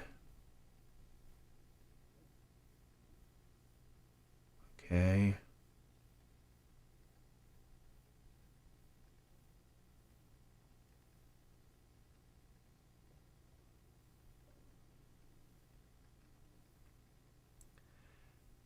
And again, I could put a lot of work into this. I could pull these parts over with the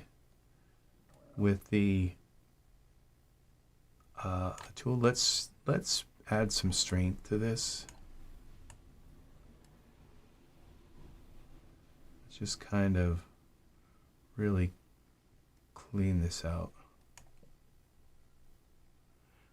Stay away from the belt.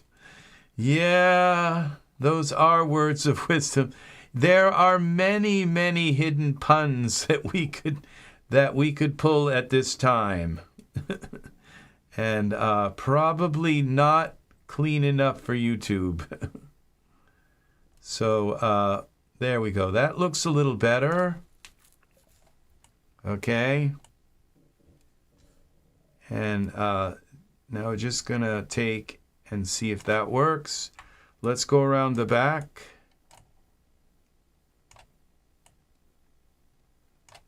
Okay, and see, whoops.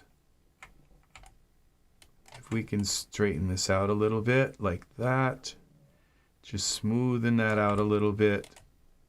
Okay. All right. And we don't want to take the wrinkles out. We just want to... Okay, I think that works. So now we go File,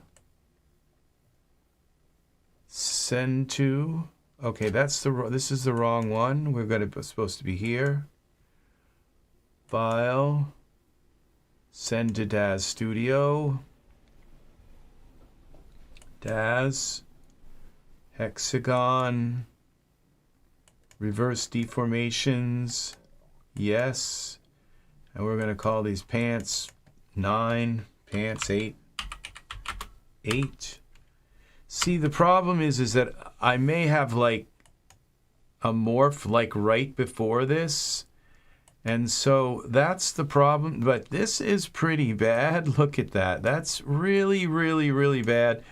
I don't know if this works well without having Roy in there, because when I'm smoothing these out, there's no, what do you call it, weight mapping going on. It's so, there could be a problem with just bringing the pants in alone, but we're going to find out, aren't we, here? So we're going to close this down, and we're going to go to pants 8 and see what happens when we smoothen this out a little. And look at that. See, that's much better than it was. And all we have to do then is go here to our chaps and add a little bit of a, we'll go tool settings, mesh grabber, grab the chaps here, pull them out. And remember, mesh grabber does not animate, so we have to save this as chaps 1. And luckily, mesh grabber automatically engages the morph.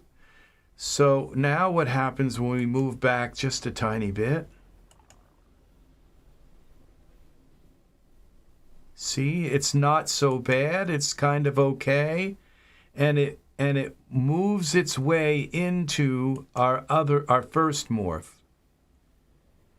And we've come ahead a little bit here. Yeah, see, this works.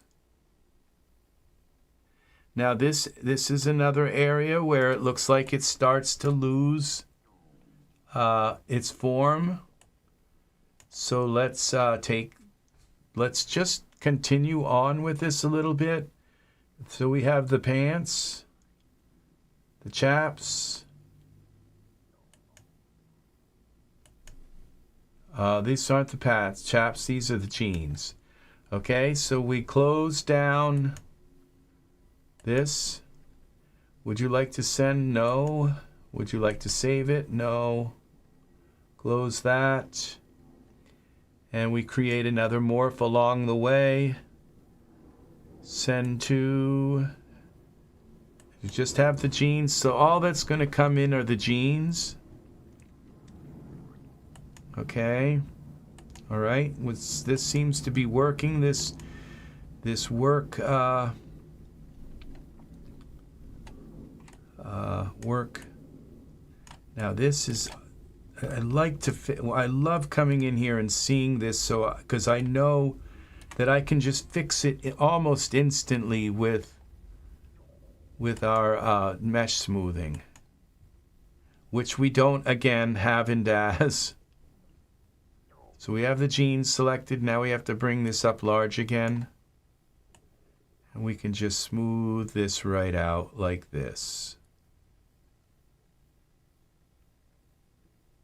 I don't want to take some of these wrinkles out, so I just kind of don't want it completely flat. We just want it fixed.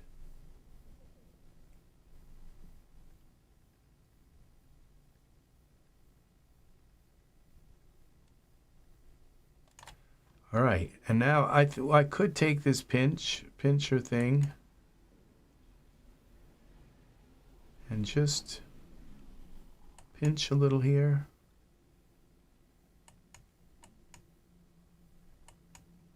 Make this a little bigger. Did we get pinch?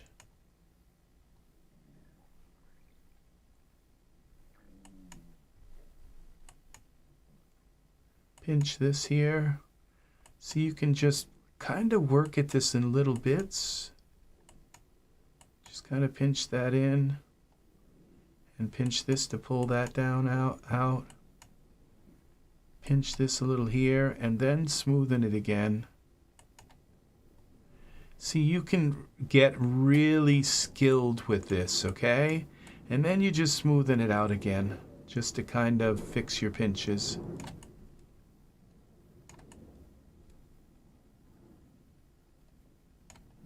Not sure what's... Okay, this is all good, I guess. Now we have... And we can pull this in. It's like pulled inside, in there. We can kind of pull this in a little. And smoothen this out a little bit. All right, and now we go File. We turn it around a little bit. Oh, and I do see something weird kind of in here. Okay.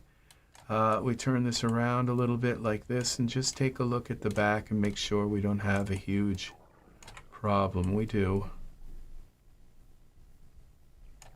kind of have a problem. We could pinch that in, but they're not going to see the back. I just want to make sure it's not really kind of folding over and all.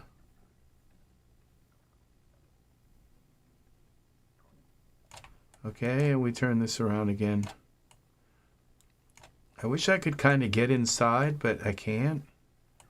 And kind of do some of these edges inside, but oh, you can. You can kind of come in through here and smoothen it out through that, like that. You can actually go inside and smoothen these edges in here. Don't, like I said, don't smoothen it too much, because these wrinkles, they're the whole price of the product, is the work they put into making the wrinkles. Okay, so just make sure you don't smoothen the pants so much that they all of a sudden just look like a piece of cardboard.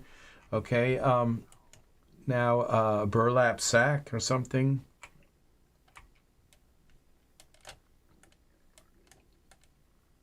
Okay, we're going to come through here.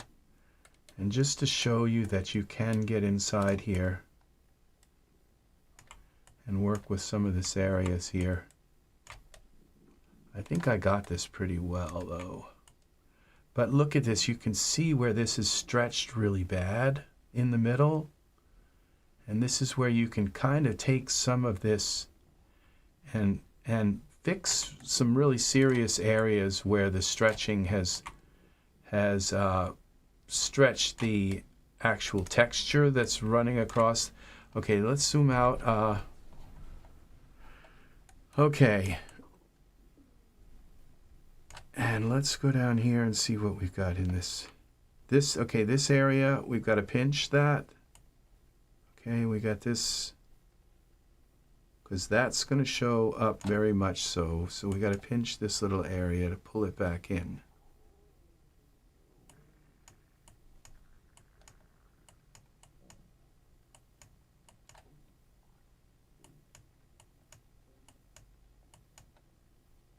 Okay. That works. So that the seam kind of pulls together, and then it's kind of good to always come through and just after you've done something like that to do a quick smooth over it.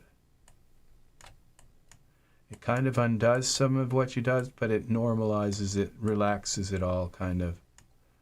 All right, and so now we go File, Send to Daz. We go back to Daz. Hexagon. Look how bad that looked. Okay, I mean, this is what, you see art in the Daz gallery where people just, they don't know what to do to fix their clothing here. And this is it.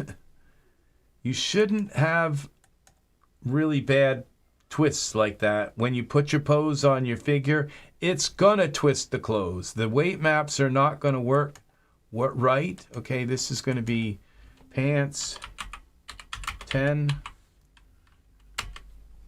It's not gonna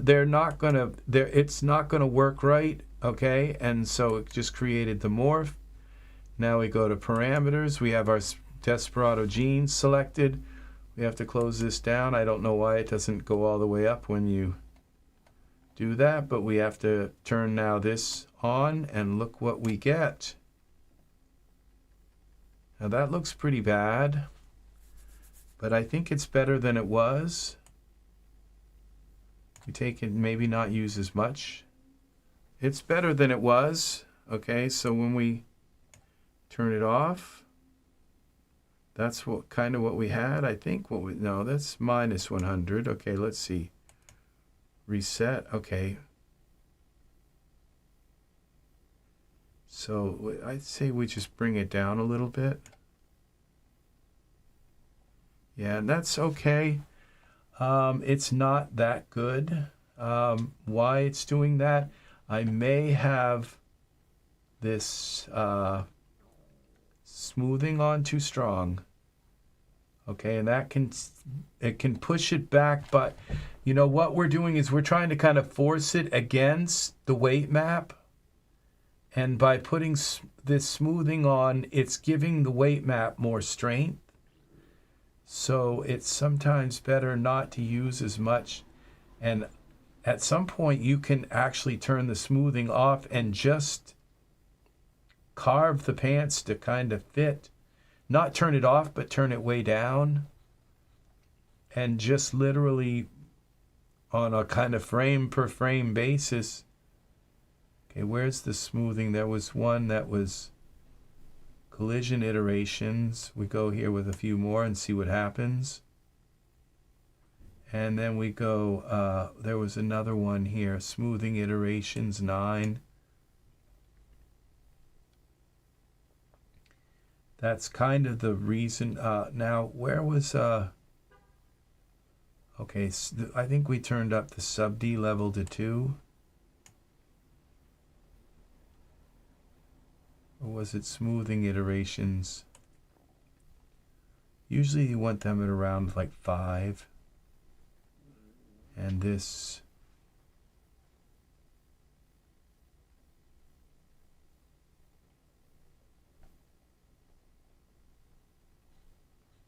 I could swear there was another one here for,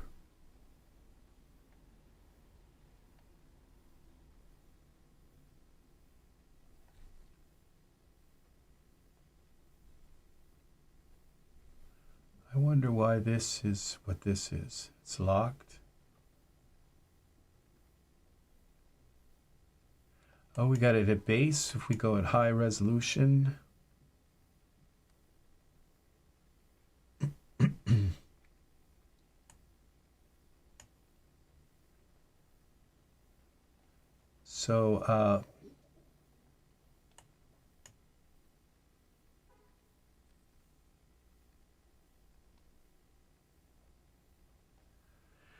So, I think I've made it worse. But go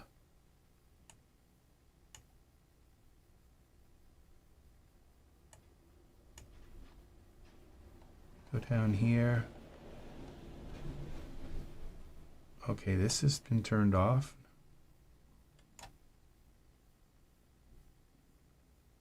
It's like smoothing is hardly working. So this isn't working very well here, this value.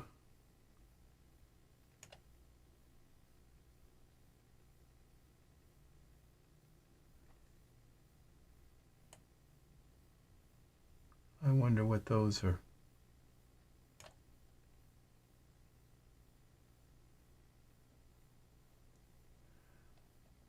For here, the value one.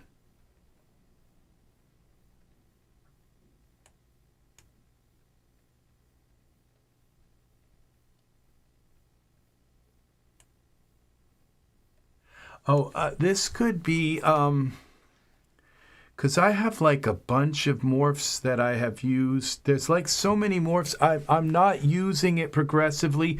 Like here in this animation thing, we go to the animate, the timeline. Like what are, this is, it's really odd that it's not showing these genes morphs here. It's not showing any kind of the properties, transforms. Okay, so these and it's not showing any kind of, I'm not sure how these morphs work like this. And so this, you know, once again, it comes down to the fact that we need smoothing tools in Daz Studio. So we can do it right on the figure right here in Daz and then save it as a morph. You know, it's just bringing that stuff back in and having it try to fit, you know, it's just not. And this is kind of okay, but this looks terrible. It just really does. Now, if I move ahead, it smooths out a bit, I think. So, but yeah. And I think I've done something with the iterations. I think if I go back here to these and just set them to, okay, now one thing I set it to was, now maybe what I should have done is had this set to high,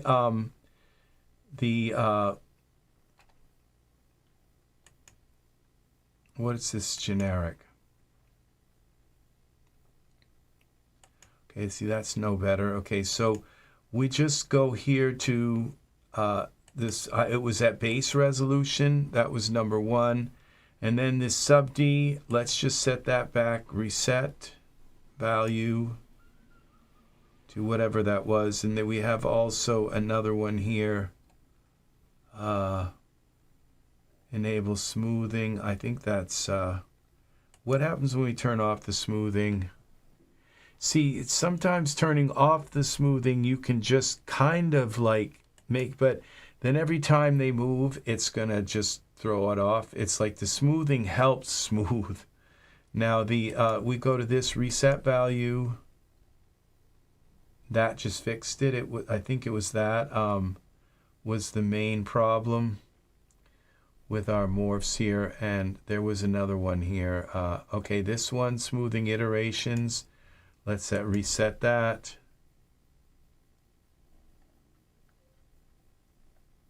And let's bring that up to like at least 5, 6.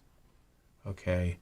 So this kind of works now. It kind of brought it back into, but this is just terrible.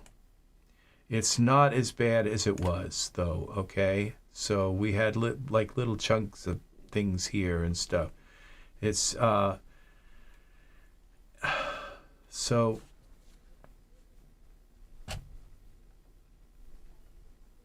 and HD detail. That maybe would need to be put off, okay, turned off, because it's another morph, and it could kind of mess with the other morphs. So that's not too bad at this place here. Let's see, that's not bad. So now it's kind of okay. It could be like a lot worse, and you can just keep making morphs. Now this is pulling apart here. So yeah, it's all pulling apart here, but I still think it's better than it was. We got some really kind of odd stuff here, but even like from here, from the camera, when we go into iRay mode and we bring this down, I don't think it's that obvious.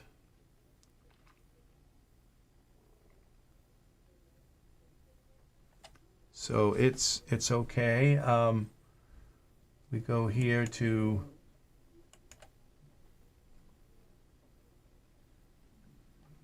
see, and that's not that bad either. It's just, you can tell there's something kind of funky going on here. So these are the tools that we have to work with. Now, I don't believe that smoothing in Blender is going to do any better, because as you could see, I had that smoothed out in, I had it smoothed out in in Hexagon. It was nice and smooth. It looked really good, okay?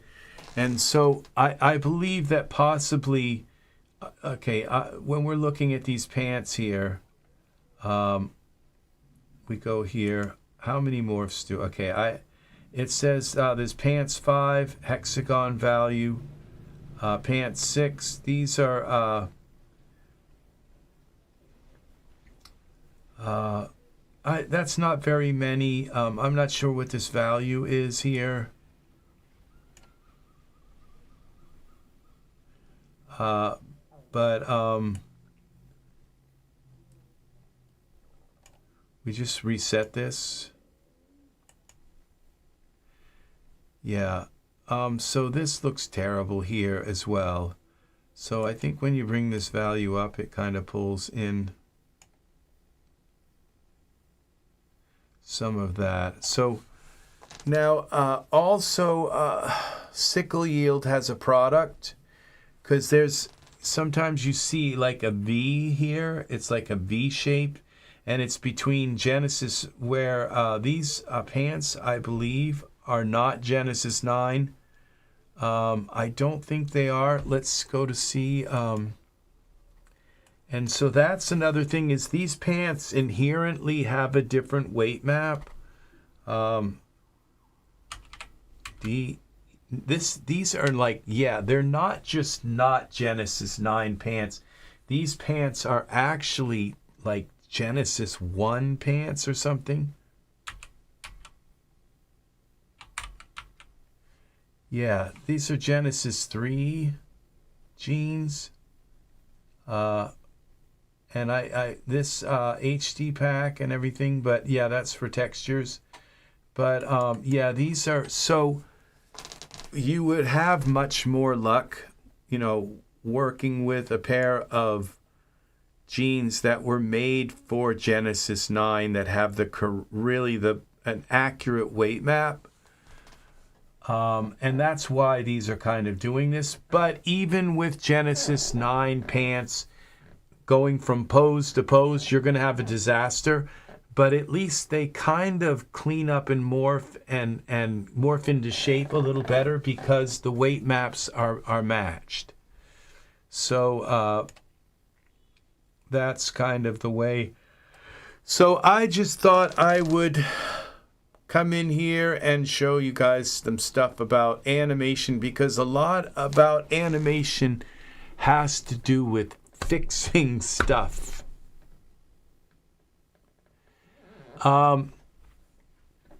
Actually, you can I don't know about converting weight maps, Art, but editing weight maps, Daz has a weight map editor. So when we go into these genes here, and we go into what texture shaded mode, we go into what surfaces is it? No, it would be, I think, tool settings, and then we go up here with I have to think about this every time I do this. We're in the weight map brush. Okay, here it is. Now this shows the weight maps for these, okay? And so you can come in here and edit these weight maps. And the more I edit this here, you see it's changing color. The more it's going to either fix it or throw it off. We go into here to the perspective view. And you see now I'm kind of painting it red, which is bringing it, doing something. Now, if I hit the I think it's the control key. What's the alternate key? All right, what would be?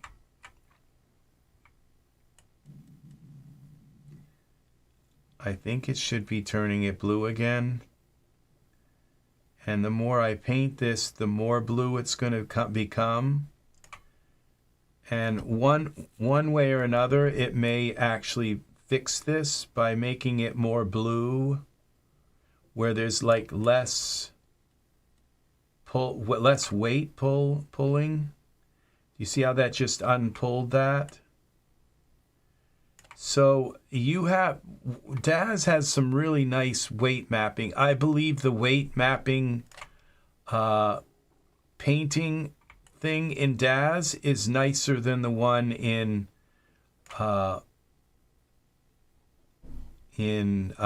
Character Creator.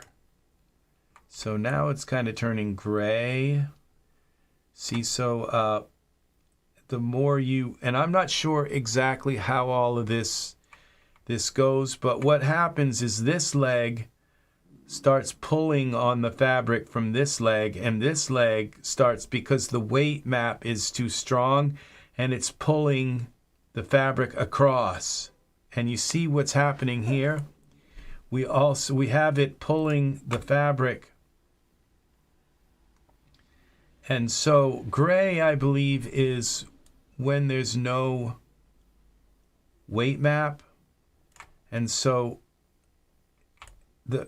as you experiment with this and you make like less weight map in here, you might see this actually pull back together. Now you see I just made that come back across. See, so a lot of this has to do with the weight map, and it's very complicated stuff. And you know what? There are like hardly any videos on weight mapping, and how I think Sickle Yield makes a video on it. I'm not. Sickle Yield is like one of the weight map people, like one of the gurus of weight mapping. How all this works, I'm not sure, but as you can see, as I go across here more, it's becoming more gray, which means the weight map shouldn't affect it. It's hard to say. And again, can you animate the weight maps is another question. I have no idea. My brain's never even thought that far. But this is weight mapping in Daz, and here are your symmetry tools where you can turn on symmetry, and if there is symmetry, you can kind of like run it up through here, and it will put the same symmetry. If I use a weight map over here, it should put the same weight map over here. A lot of this I don't understand exactly, but this was like all of this was this color here. And if we were to put another pair of pants on that were Genesis 9, sometimes what you want to do is just put your pants on. If you're going to be animating, put your pants on your character, then go into the weight map when they're in the A pose and see what that weight map looks like.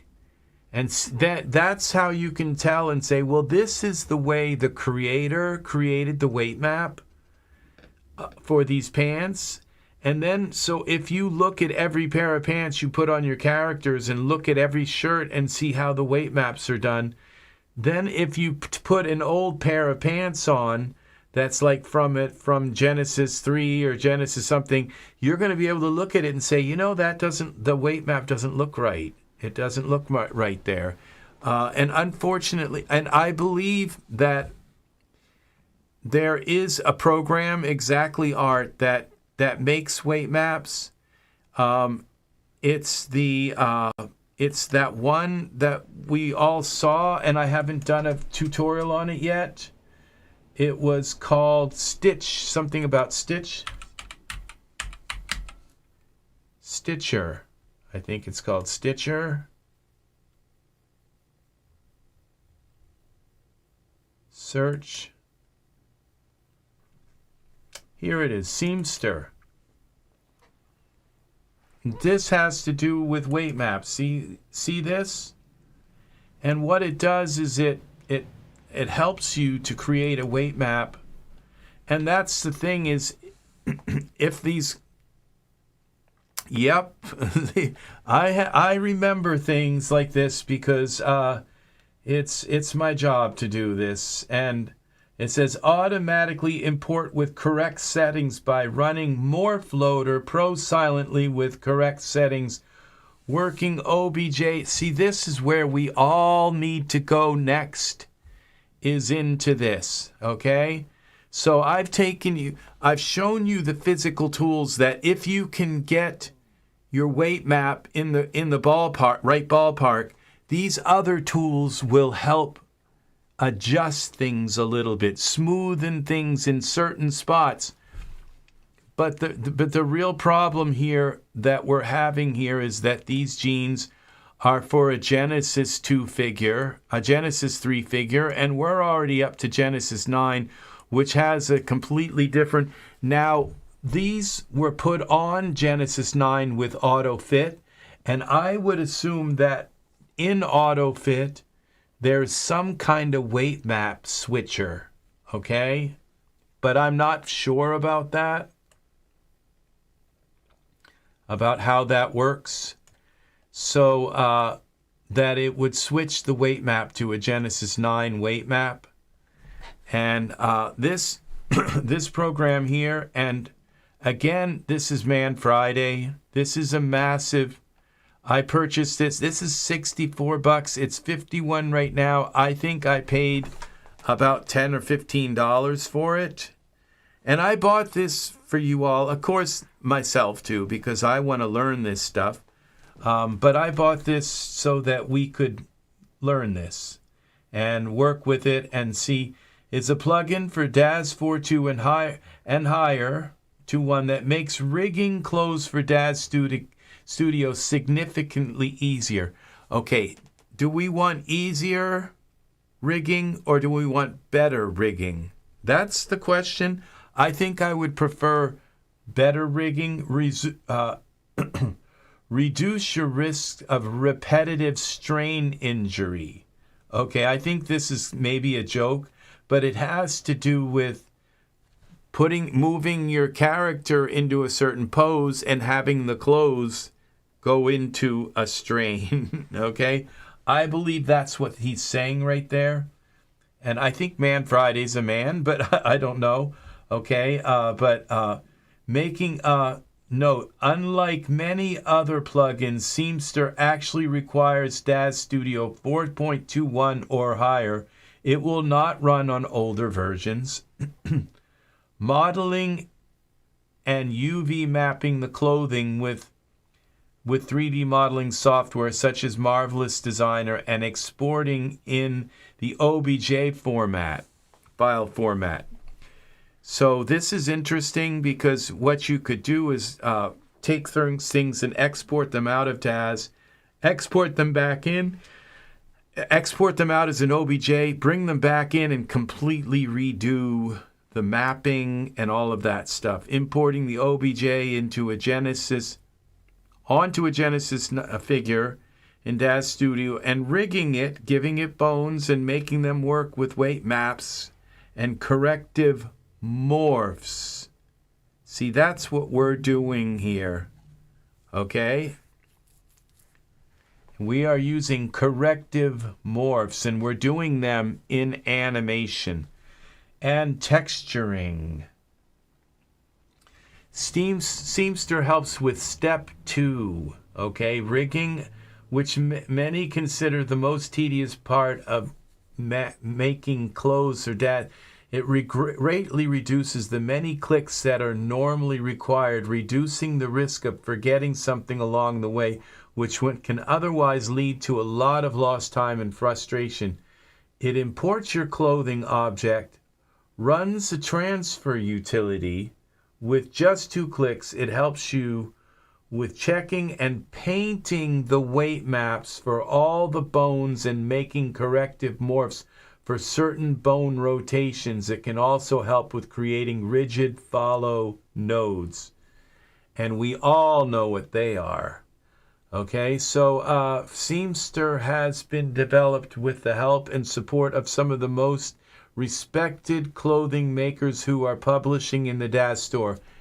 That might be sickle yield. Okay, so here we go. And this probably should have a Man Friday and SY. so MF SY. So because I would say sickle yield is probably the expert on weight maps and all of that stuff. So, but this is all of these bullet points we have to take. And then what we do is we read the manual for this and find out what we have here, how to use this. Each one of these auto renames and adjustment morphs. That would have to do with Genesis 9 because Genesis 9 has the spines rather than I forget what Genesis 8 has. It doesn't have spines. It has abdomen, like in I can't remember. Offers to rename surface names after OBJ import remembers the names entered in case the same OBJ is imported again. Saves out a figure prop with just 3 clicks. So would this help with weight mapping? Simplifies editing the weight maps for rigging. Everything is in one place, bones and clothing items, and matching the rotation dials. And the parent figures, bones are shown together. So here we go with this. So this is where we should probably, this is where we need to evolve to. And it works for the Genesis 3, 8, Genesis 8.1. It doesn't go back to Genesis. And but it works with the 3 male and female, 8.1, 8. And guess what? And Genesis 9, which doesn't have male and female, so it would work with everything with Genesis 9. This is a complete product right here. So a comprehensive PDF manual with instructions about the Daz Studio clothes rigging process with Seamster. So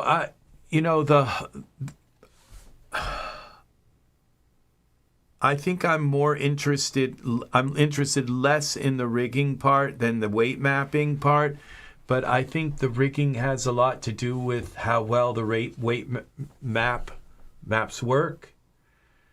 It's the thing is that, like I said, if we could just look at the weight map of a pair of pants and say, oh, that's all wrong, just by looking at the colors and saying, no, it shouldn't be that way. And the thing is that it's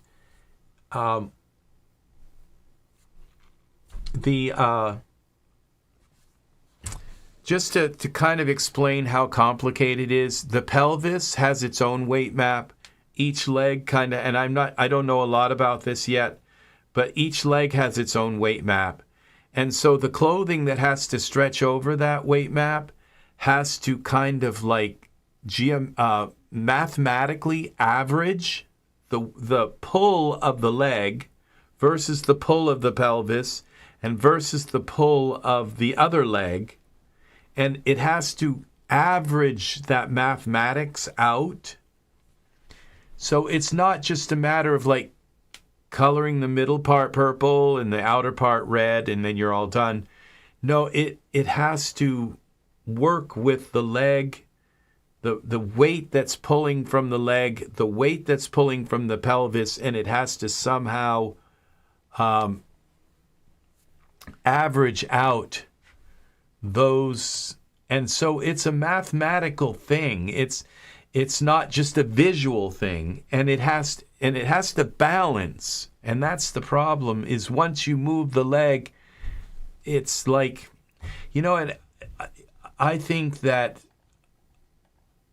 we need something better than weight mapping in 3D for 3D clothing. I don't know what it would be, but to have some, you know, have something cling to the body, you would think they could just make it cling and it would work. Whenever you move the body, it's going to make it. But no, because like pants, sometimes in the crotch area, they don't just hug around your crotch area. Sometimes they hang low, like the crotch area can hang low. And when you go to cross your legs or something, it's going to stretch that fabric in a really weird way. And like there are some pants that you just can't cross your legs in because the fabric is so low, and it's just there are some pants that you just and you know that's why a lot of men, when they sit down, I don't know, my dad used to, I never seem to do that. Maybe it's because jeans seem to fit you in a different way than those old dress pants, but they would always pull their pants up and then sit down, like pull on both of their legs and pull up their pants like a little, then sit down. So, and I think that's what Seamster was talking about with reduce your risk of repetitive strain injury. Yes, I think that could create a strain injury if your pants aren't just, if they're not right and you try to sit down in them and something really, you could end up with a repetitive strain injury.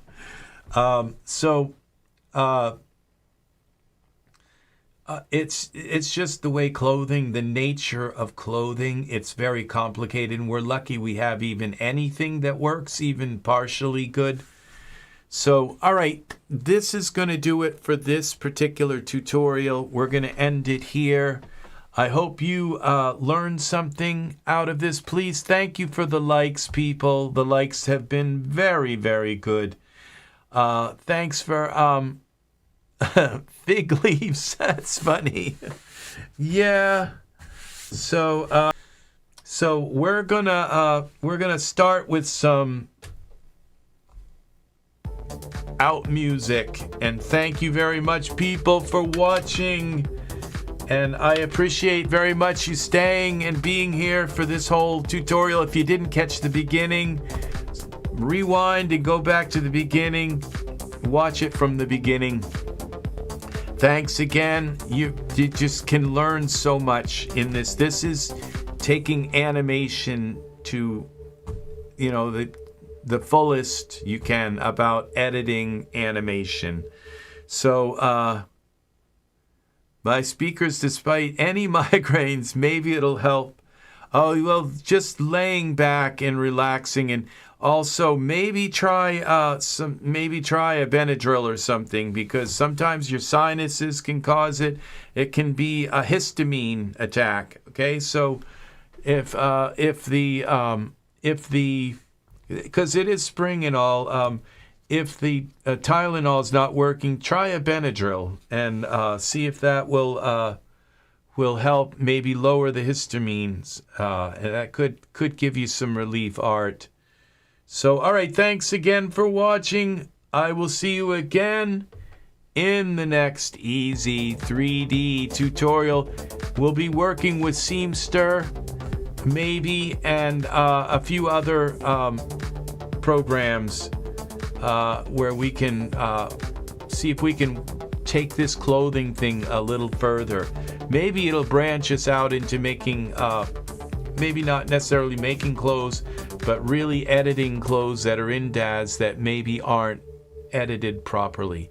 So take care, everybody. Thanks again for watching. I will see you again in the next tutorial. Alrighty, bye-bye. Angus, have a good night. And everybody who's been here and paid for, thank you for the bravos. Thank you very, very, very, very, very much. The congratulatory flowers. So thanks again. Alrighty, bye-bye, everyone.